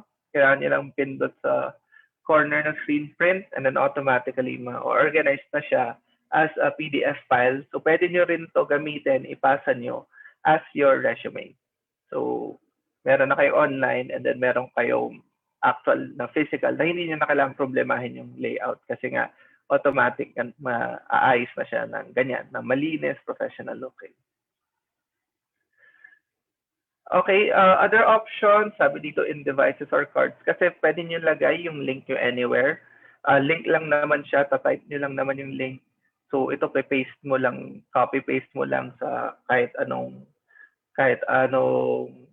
piece of paper, meron ka ng pwedeng bigay. Yun, yan, card. Then sa card nyo, nandiyan yung resume link, pwede na lang pindutin yung, i-type yung resume link mo and again, diretso na siya sa inyong resume. Okay, this is more on summing things up. Key advantages ng resume link. Privacy, again, choose the information you want to see. Real-time update din. Pag magbago isip nyo, off mo lang and then updated, okay na. Speed of hiring, hopefully, malaking factor to sa speed of hiring nyo dahil magsa-stand out kayo. Flexibility, may online, may physical kayong copy ng inyong resume link. And cost and time efficiency dahil nga hindi nyo na kailangan mag-print ng sobrang dami. And more benefits. Basically, madali siya i-share. It's a link. Madali naman mag-share ng link ngayon. And then, maiiwasan na yung sa USB or hard drive. Yung iba kasi hiwa-hiwalay yung mga important na files. Iba na may misplace. Ako mismo, yung thesis ko nung undergrad, ako, hindi na yung final na copy yung meron ako. Which leads me to my point sa other side na no need to save in MS Word and have multiple copies. Hindi ko sure, pero baka marami sa ating viewers ay guilty doon sa paggagawa ng sobrang daming files na sabihin natin history paper version 2, history paper final version 2. Yan. So yung akin, nandyan yung quote-unquote final copy ko, pero wala yung final na final. So yun. Kapag naka-upload na sa inyong resume, hindi nyo na kailangang problemahin. So this is just to share that our present jobs180.com, we have school partners all over the Philippines, kasama beyond NCR, meron din kami Visayas and Mindanao. So frequently asked questions. Number one, can I give my resume link to companies who do not know jobs180.com? Yes, you can. Kailangan mo si resume link to apply using the jobs180.com site. So itong mga to ay may Jobs180 account. So kilala dapat nila kami. But assuming company hindi nag-register sa amin ever, hindi rin kami kilala, yes, you could still give your resume link. It's a link, kaya naman nila i-click yung link. Magagets naman nila pag tingin ng resume itong nakikita ko. Next, is it the same as itong mga job sites na nasa screen nyo? There are similarities. Siguro ang pinaka-similar lang ay pwede nyo mag-search ng job sa job site and then mag-apply kayo doon. That's it. Yan na yung similarity. Yung difference is, one, yung resume link pwede nga gamitin kahit di kayo kilala. Pwede rin gamitin kahit di naka-register sa site namin. But also, pagbigay mo ng info, halimbawa sa Job Street, I think kapag nagbigay kang resume, naka-upload siya. So, ida-download nila yon and then they'll have a copy. Versus, again, kung resume link, magbago kayo ng isip nyo, update nyo. So, yung copy rin na meron sa company sa job site, hindi rin makikita yung other na laman ng inyong resume. So number 3, can I keep my information secured? So hopefully by now, na paliwanag ko na yes, you could use it and kaya niya maging secure. Number 4, how often should I update my resume link? Update it every time may relevant information na magbago. Hindi na ma-maximize sometimes ng applicants yung real-time update feature nito. So sayang. For example, isipin nyo na naman, lagay nyo ang sarili nyo sa position ni HR. May applicant ka, nagpasa sa'yo, kulang siya ng konting experience. After a while, okay na yung experience nyo, si HR, ay mayroon nga pala akong okay na applicant. Contact ko ulit, pero nagbago ka na pala ng mobile number. Usually kapag sinend mo document, talagang wala nang way. Hindi mo talaga maiisip, minsan malilimutan mo na. Pero kapag updated pa natin yung resume link nyo, pwede pa rin kayo makontakt the company. If for example, merong position na mag-open for you, either enough experience na yung meron ka, or biglang may nag-open na pwede palang less experience, pas naisip, ay meron akong okay na applicant. So yun. Sayang kung hindi nyo na-update. So that's it for the resume link. This is for my first topic. I'll be moving on to my second topic, which is virtual interview tips. So tips siya, of course, on how you can prepare and what you can do during your virtual interview. So take note of the following information. Ito ay pagdating sa pag-schedule ng inyong interview. Baka yung iba masyado ma-excite na may interview sila, nalilimutan na yung ibang important information here. So company name, interview name, and position. Position you are considered for. This is important kasi there are times, at least on my end, na apply ako ng apply sa marami, which you should do. Apply lang kayo ng apply. Pero not to the point na nalimutan nyo na yung position na in-applyan nyo for a specific company. Minsan na may mix up na ang position na in-applyan ko sa company A, yun yung akala kong in-applyan ko sa company B. So make sure na you keep track kung anong position in-applyan nyo para hindi maisip ni HR na, ay, apply lang to ng apply sa marami. Hindi siya ganun kaseryoso na gusto niya maging part, particularly sa company namin. So don't forget that. Of course, important din, alam nyo yung time. Here, makikita nyo program, application, link, and password. This is a new thing to consider ngayong virtual na siya. So yung iba, ito, for example, we are using Zoom. Some companies might be using another platform. I think, ano pa ba iba? Google Meet, MS Teams. So kapag di nyo to alam, di nyo alam also sa ilalim link and password. So minsan sa ilang minutes before sa kanya lang may isip na, ay wala pa akong ganito. So yan, magiging issue yon. Which is why, meron akong slide na ganito, preparing for your virtual interview. So setting up yung inyong interview space. So prepare your computer gadget, mic and camera.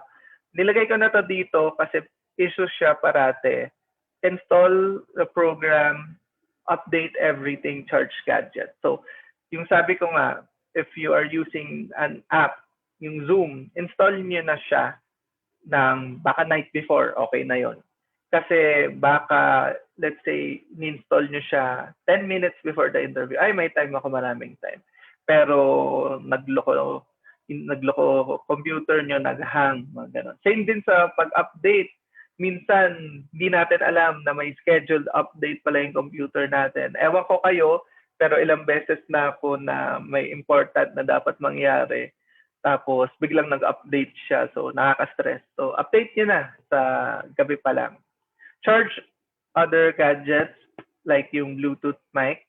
Ako, I'm using earphones. So, naging issue rin sa akin before na sa isa sa mga, presentation ko, medyo alanganin yung charge nung mic. Although umabot siya sa dulo with enough, nakaka-stress lang isipin na kailangan mo pang, you have to be aware sa charge. So, charge nyo na, complete charge nyo na agad. Okay, so, make sure na good internet connection, yung place nyo well lit. So if may issue kayo sa finding a space sa bahay nyo kung saan maliwanag ng maayos, you can use a ring light, which is what I'm using now. And dapat nothing distracting from your background. So pagtingin sa likod, like from my background, all you can see ay yung curtains and wall. Yung iba kasi they might set up yung kanilang computer, ang makikita ay, I don't know, baka may taong tumatawid sa likod, mga kasama niyo sa bahay. Yan, tatawid-tawid sa likod, baka may naglalaro kayong pamangkin, yan, those are distracting. And then, in relation sa distractions, yan, kailangan minimal noise. I don't know kung same sa kung nasan kayo, pero may particular place sa bahay, which is the other side kung nasan ako ngayon, kung saan naririnig yung mga tao sa labas, yung nagbebenta ng taho, yung sa gulay, yung kapag dadating ang basura, kakatuking ka. So yun, very distracting for you, madidistract din si HR. Okay, nilagay ko dito, very important, test nyo na. Mag-testing na kayo ng everything. For instance, hindi kayo sure, hindi pa kayo ganun ka-comfortable sa paggamit ng MS Teams. Parating Zoom ang gamit nyo. So testing nyo na siya para familiar kayo. And then test nyo na yung connection, yung mic nyo. Yun nga, sabi ko kanina na itong pagpasok ko, number 1 na unang maririnig ay, hello, can you hear me? Kasi parati siyang concern ng mga tao online. I think most would be aware of this. Kaya kung tinesting nyo na okay na yung inyong mic, okay na lahat yung applications, di na mag-update all of a sudden. So, mababawasan yung stress nyo on the spot. Okay, first impression counts. Parati dapat kayo maaga sa appointment. Whether physical or virtual. Kapag physical, meron pa rin siguro, I don't know, iilan na may physical.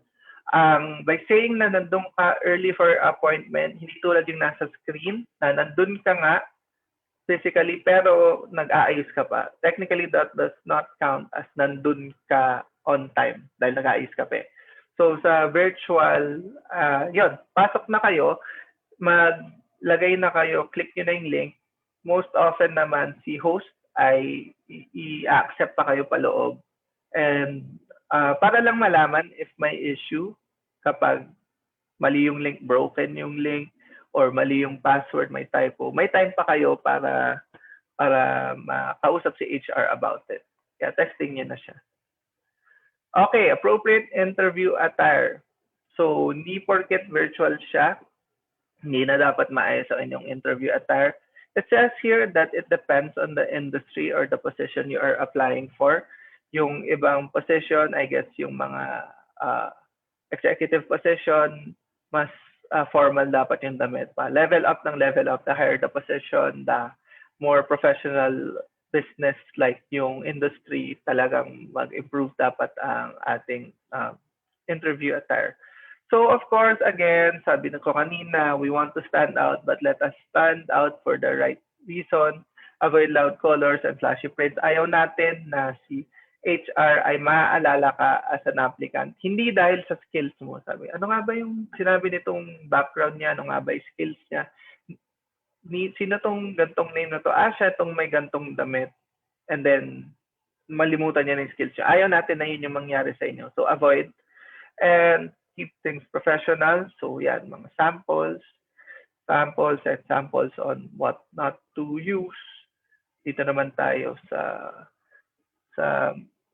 mail, ganyan din, sample, and what not to use. So I think straightforward naman siya.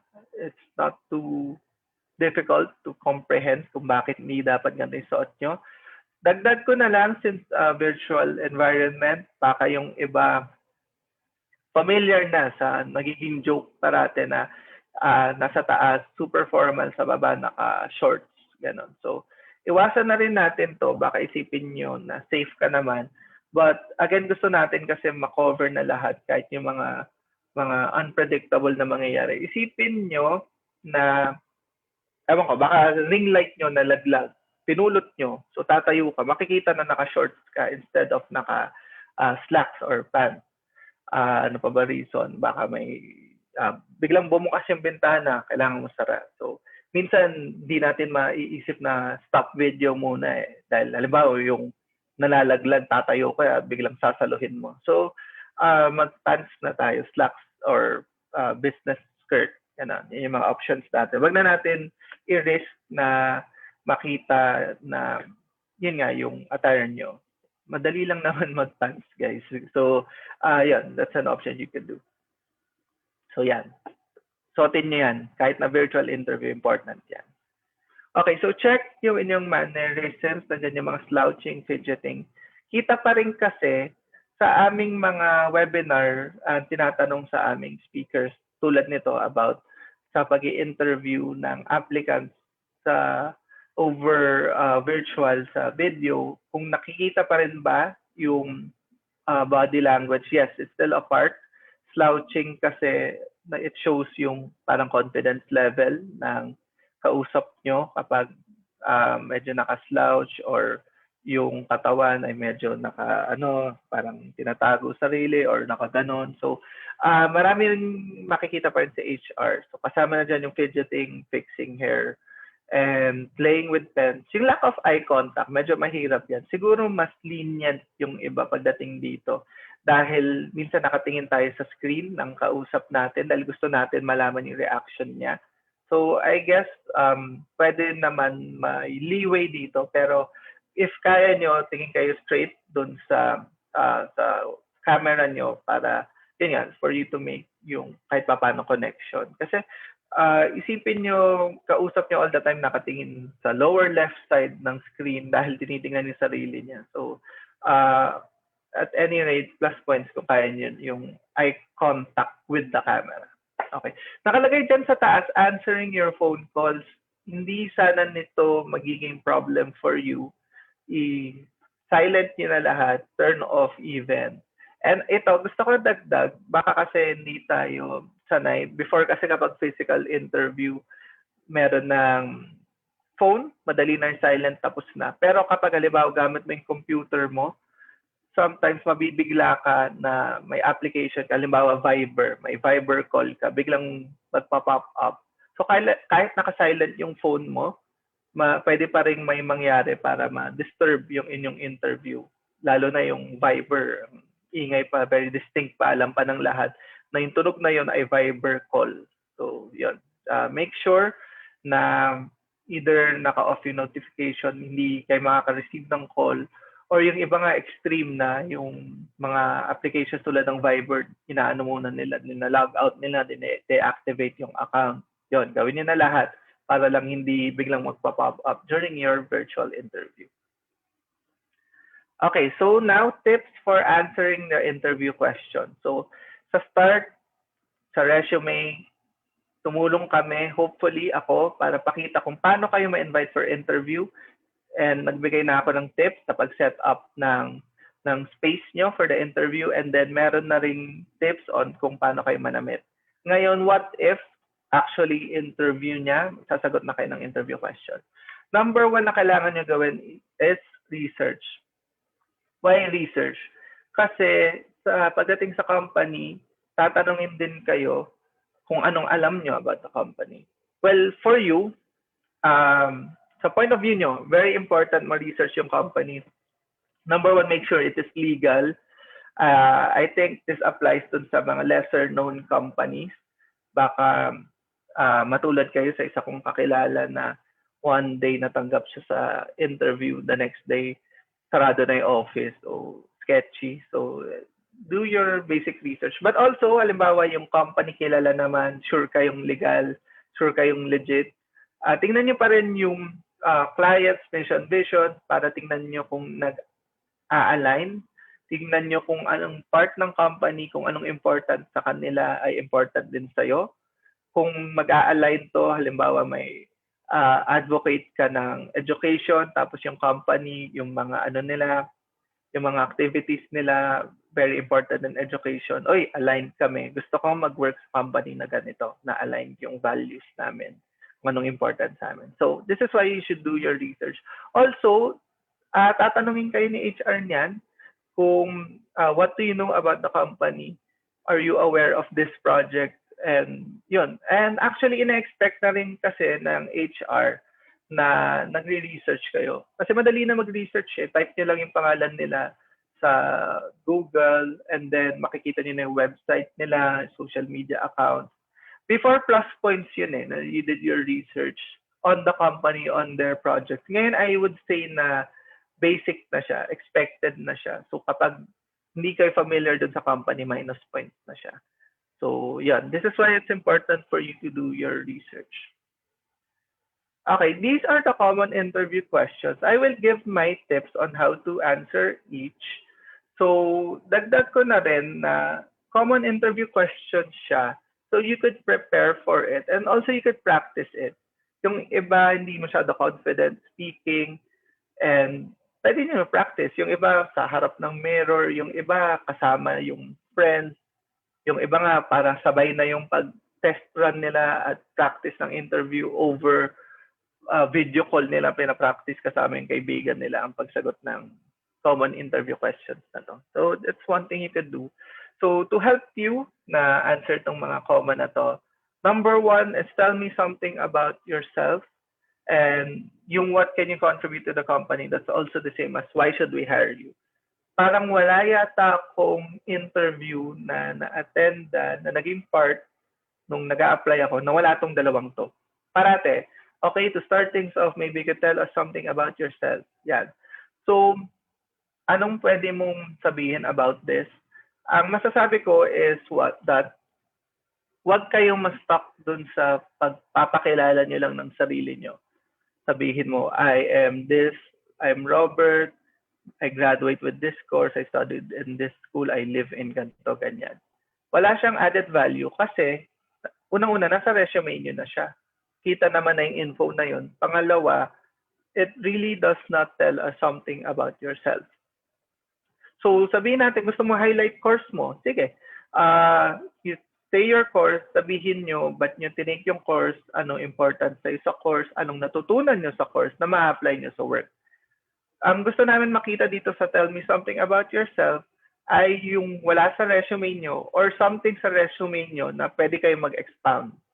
Halimbawa, kapag may work experience kayo, explain nyo yung ginawa nyo sa work. Explain nyo yung ginawa nyo na beyond sa TOR, beyond sa nasusulat lang. Yun yung mga pwede nyo sabihin para nga mag-stand out kayo.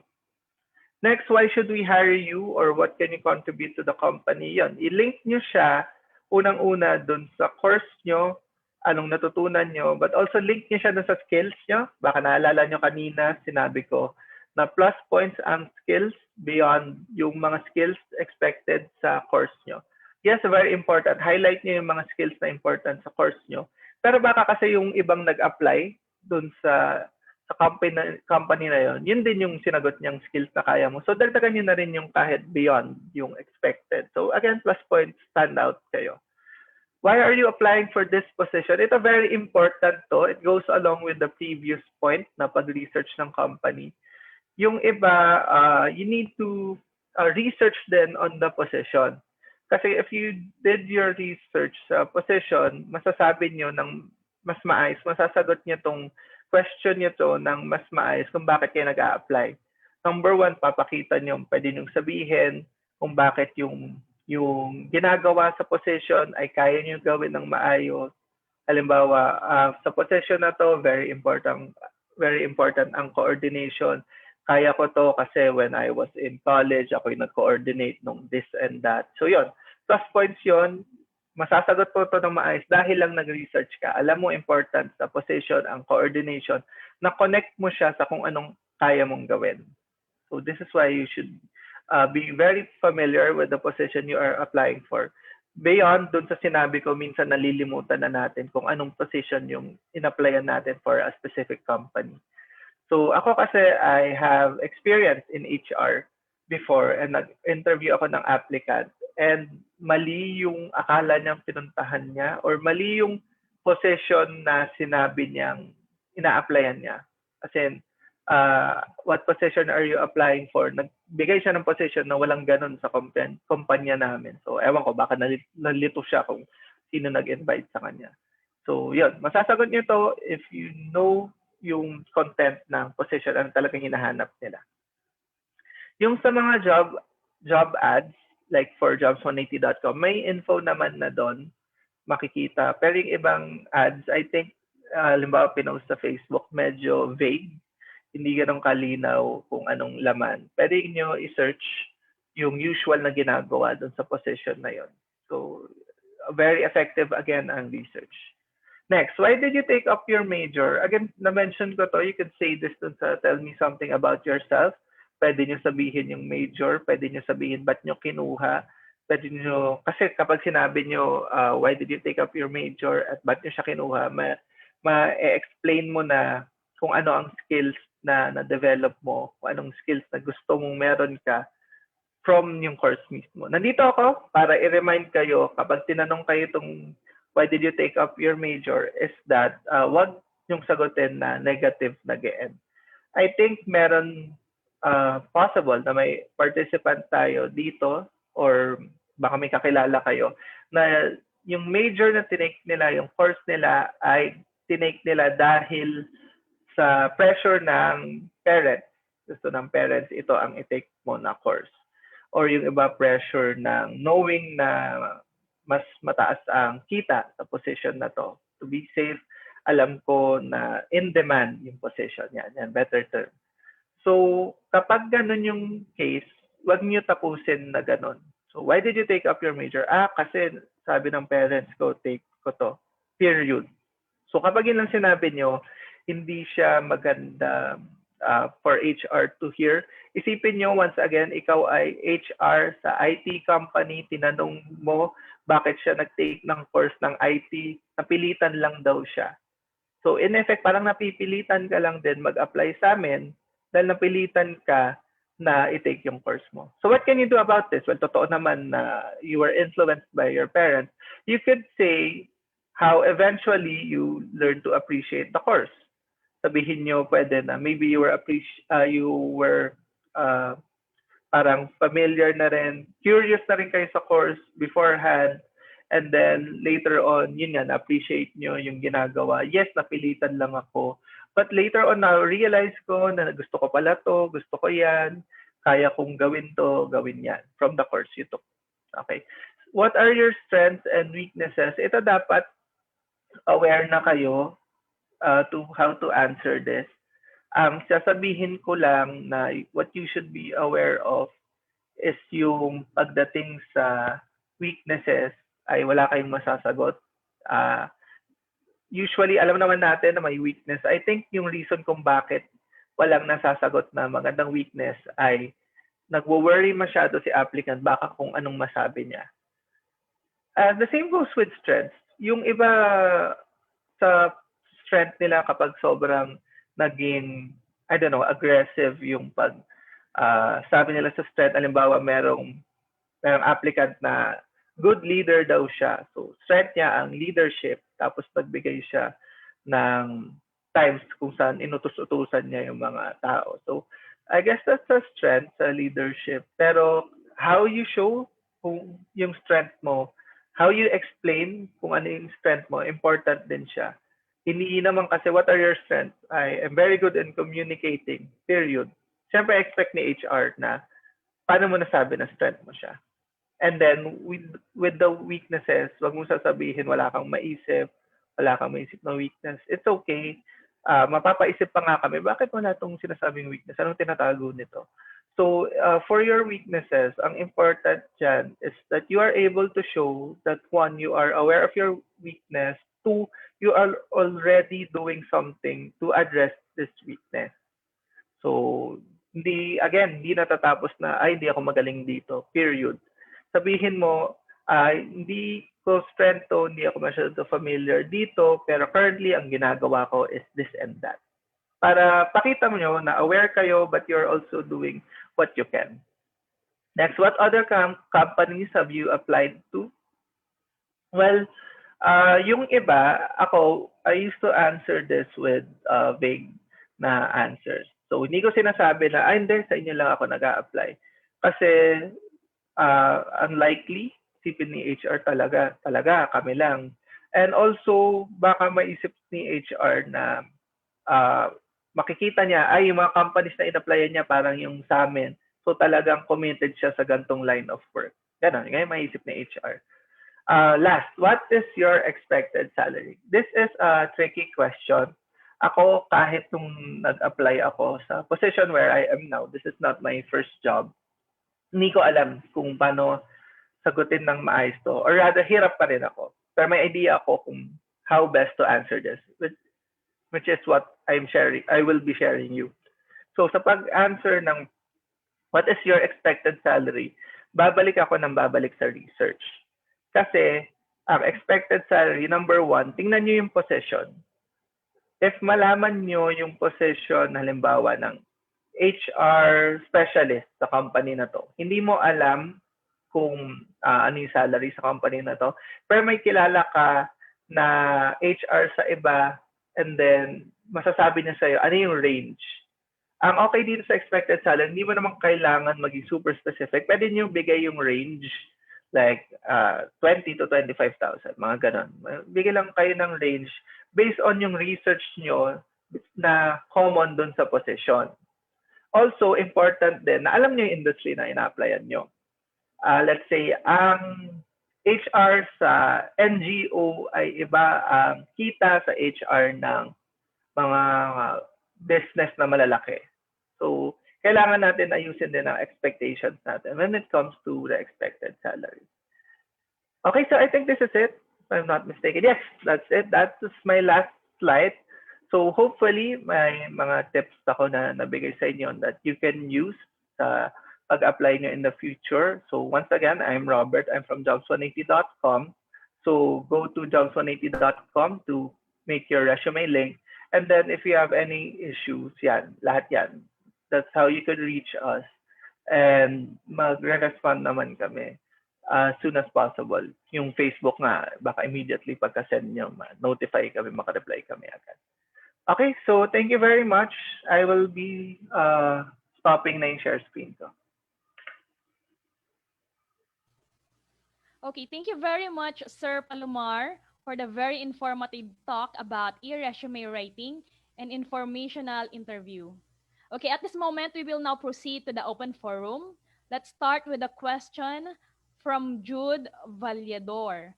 His question is for our first speaker, Ma'am Flor de Lisa. Are you here? Yes. Yan, si Ma'am Flor de Lisa. Ma'am Flor, so from Jude Vallador, his question is there a demand for marketing management graduates in the government?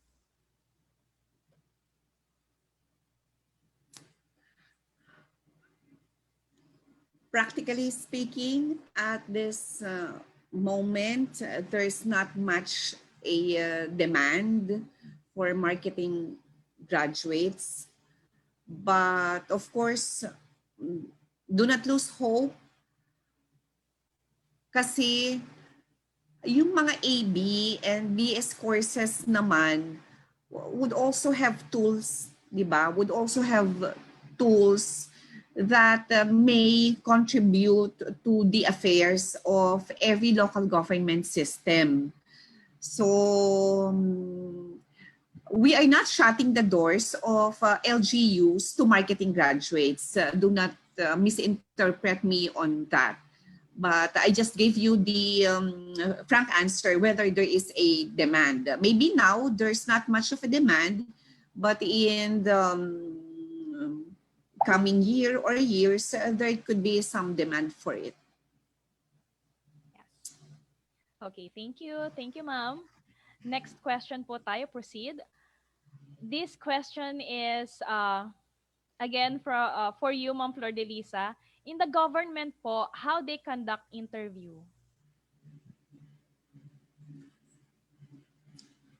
There are two types of interviews conducted by HR in an LGU, and this is the mandate. This is in accordance with the mandate of the Civil Service Commission. May primer kasi dyan, yung tinatawag na HR prime, and yung ora-ora, yung omnibus actions for personal appointments. There are two types. One is oral, where, of course, based on your background, based on the background checks we have conducted, I will interview you with such common questions as Sir Robert Palomar has shared with us. Yan. And the common questions, and of course, the way you conducted yourself, the confidence that carried with your sharing of your basic educational background, the family background, So yun yung oral. And when it comes to written naman, we have this template or a form where there are questions and you will have to answer them clearly and briefly. Ang template na ito is of course crafted by HR and approved by the Civil Service Commission. Okay, thank you. Thank you so much, ma'am. Our third question po is for Sir Palomar. The question is from Desiree Manalastas of Cabiao. What advice can you give po sa mga freshmen at walang work experience na gusto mag-apply at makapasa sa jobs like BPO or ESL teachers? Nag-branding pa siya, 5-1 Talk, ACADSOC, etc. Okay, so thank you for the question, Desiree. So I know na common na issue is hindi lang sa BPO ESL teacher na kailangan ng experience, pero paano ka makakuha ng experience kung wala kang experience? So paikot-ikot yon. So yung for BPO or ESL, I think good news dyan ay some are actually willing to hire fresh grads. I know this kasi yung ibang mga company partners namin na ini-invite sa mga talk ay they are saying that they are hiring fresh grads. So that's a good thing. That's something na pwede nyong option nyo. So okay, na alam nyo merong mga ganon. I think yung iba kahit nga ang experience ay 2 years of college pa lang and senior high graduates, meron talaga na tinitingnan pa yung mga ganong applicants. But also dagdag ko na rin, not specific to yung situation na binigay ni Desiree. We recommend na kapag may position and parang maybe kulang kayo ng 1 year experience, na send nyo pa rin yung application nyo. I think, well, anong ang worst case scenario? Worst case scenario, hindi kayo papansinin. So, okay, hindi kayo pinansin. Kasi mag-a-apply pa rin naman kayo. Ang positives nun, worst case scenario, di ba, sinabi ko hindi kayo mapapansin. Ang positive nun is that, one, malay mo meron silang other opening, hindi mo lang nakita, pwede nila offer sa'yo na, hello, you applied for this position, unfortunately, kulang kayo sa experience. Are you interested in this position instead? Yan, pwede yung mangyari. Also, yung nabanggit ko kanina about yung sample ko, kung bakit dapat updated yung resume nyo, baka for now, kulang experience nyo. After a while, check uli nila yung account nyo, magka-experience. So, yeah, I will advise, number one, to sum up, merong BPOs, they are hiring fresh grads or even yung 2 years of college pa lang. And number two, apply lang kayo for the reasons why yun na sinabi ko. Thank you, Desiree. Yeah. Thank you, sir. Our last question that exists is from Avier, for Ma'am Flor de Lisa po. Question po, in government, is it true that it's not what you know, it's who you know to get employed? The answer to that really is, I think yung question na yan is premised on the fact that our Philippine administrative system is tinatawag nating ethnocentric or culture-bound. I do not want to lie with you. When it comes to local government units, these are political entities, and these political entities are highly politically charged. Yan.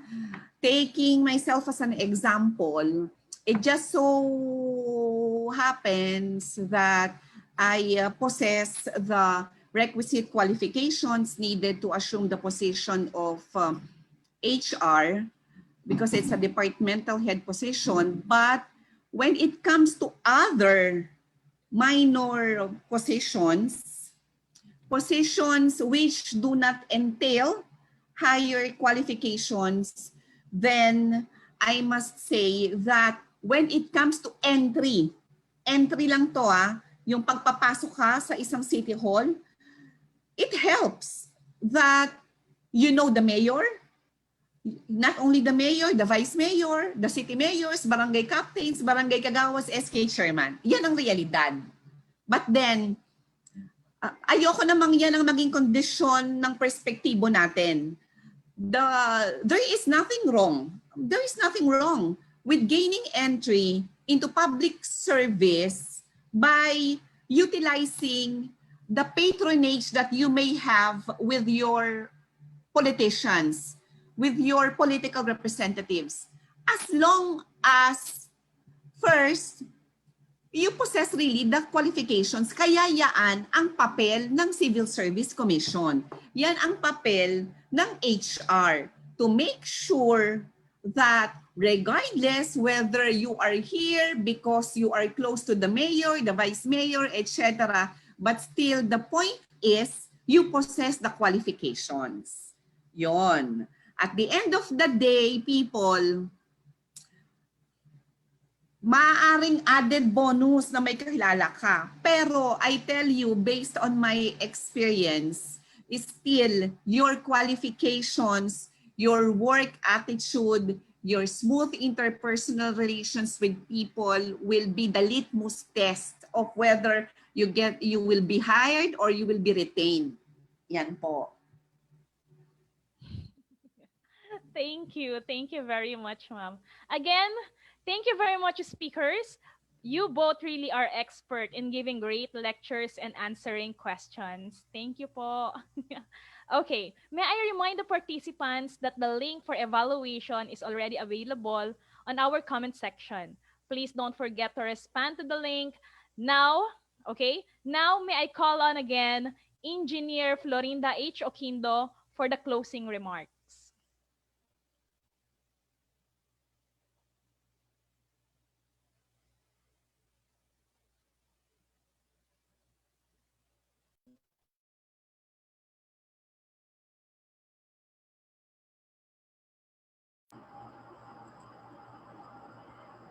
Hi, good afternoon. Hi, good morning pa pala. Hello. Hello, good morning.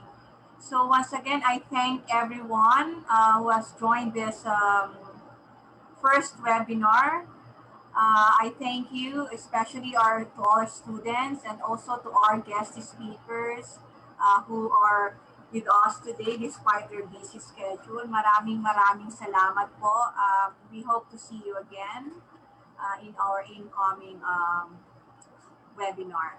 So again, thank you and have a nice day. Okay. Ayan. Well, ladies and gentlemen, that wraps up our morning. On behalf of Alumni Relations and Career Development Office, thank you all for making time in your busy schedules to join us here this morning. It's been our pleasure to host this event, and I wish you all a pleasant day. Once again, I'm Mavel B. Lagarde, your MC, signing off. Goodbye, everyone. Thank you po. Thank you.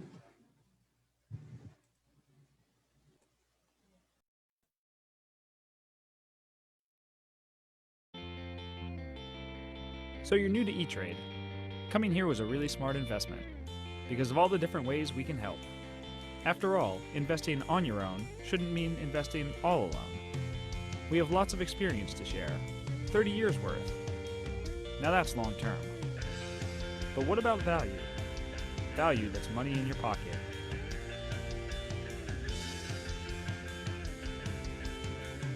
And, something just as important, value beyond money. And tools and technology?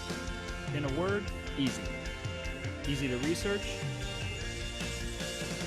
easy to trade, easy to stay in the know even when you're out. But let's talk about you. Your DNA is unique, so are your goals. Cookie cutter is okay when you bake cookies, but you like choices. We have choices.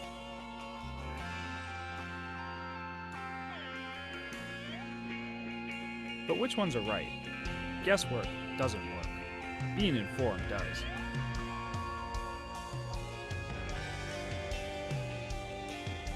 keep up with what's new.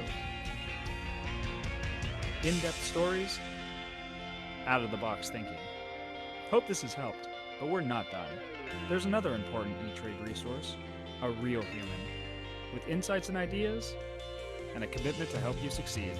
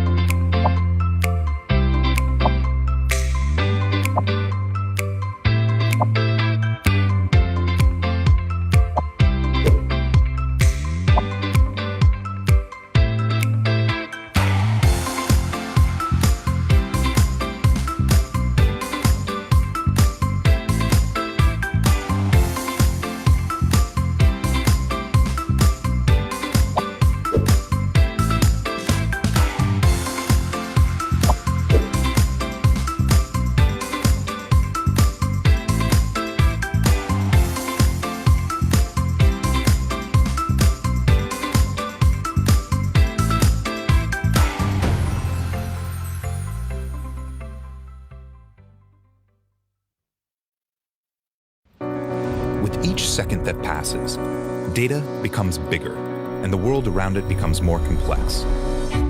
You've blinked, and peak oil ends. Governments change. Homes become hotels. Giants merge. Different sources, different structures, and different data types have made it harder to find what you're looking for. Harder to make connections and gain the insight that separates you from others. Because big data doesn't always give you the big picture. FactSet does. So, when the global news cycle becomes inaudible, FactSet lets you distill it down to the crucial intelligence and go from insight to profit faster.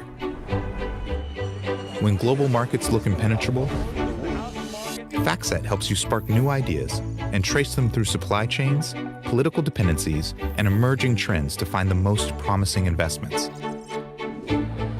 When your organization is generating ideas faster than you can interpret them, FactSet makes it easy to pull viewpoints together faster, to share, combine, and act. When your investments are spread across asset classes and geographies, FactSet creates a window to find opportunity, measure performance, and predict where to go next. You need to find answers everywhere, across your organization, all at the same time. FactSet collaborates with the world's investment professionals to do just that. We believe integrity is the foundation of trust, and that collectively, we can solve our greatest challenges. We search where others do not. We embrace new ideas. We search the world for possibilities. FactSet. See the advantage. Sinubok tayo ng taong ito. Pinipilit nating masanay sa mga hamon ng bagong buhay. Kung saan ang mga ngiti ay napalitan ng lungkot at ang dating puno ng sigla at ingay ay napalitan ng katahimikan at takot. Maraming dahilan para sumuko. Pero di tayo bumitaw sa iisang pangako. Na ang bawat umaga ay may hatid na pag-asa. At na ang tunay na diwa ng Pasko ay di kailanman magbabago. Pinaghihiwalay man tayo ng distansya, pinagbubuklod naman tayo ng malasakit at pagkakaisa. Sa bawat hakbang nating palayo, pinaglalapit tayo ng suporta at taus-pusong serbisyo. Simple man ang salo-salo o kulang man sa aginaldo, ang mahalaga ay magkakasama tayo. Mula noon hanggang ngayon, hawak kamay, kasama mo ang personal collection sa pag-abot ng pangarap mong great life.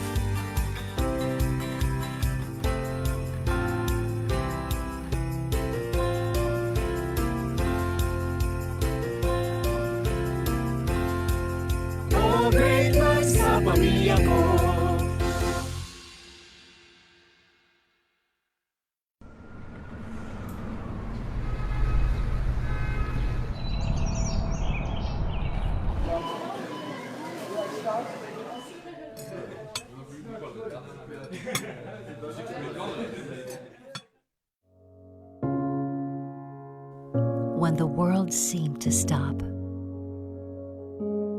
we carry on. Continue to dream and create.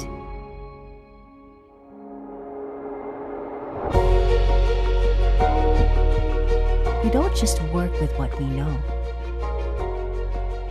We innovate to adapt. So you can drive your career forward. We don't just make you feel welcome. We provide everyone an equal opportunity to succeed. We don't stop at just enough. We go extra to care and provide, so you can brave the world safely. Times aren't the same, but we've always been different.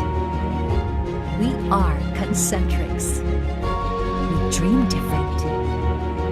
We create different. We embrace different.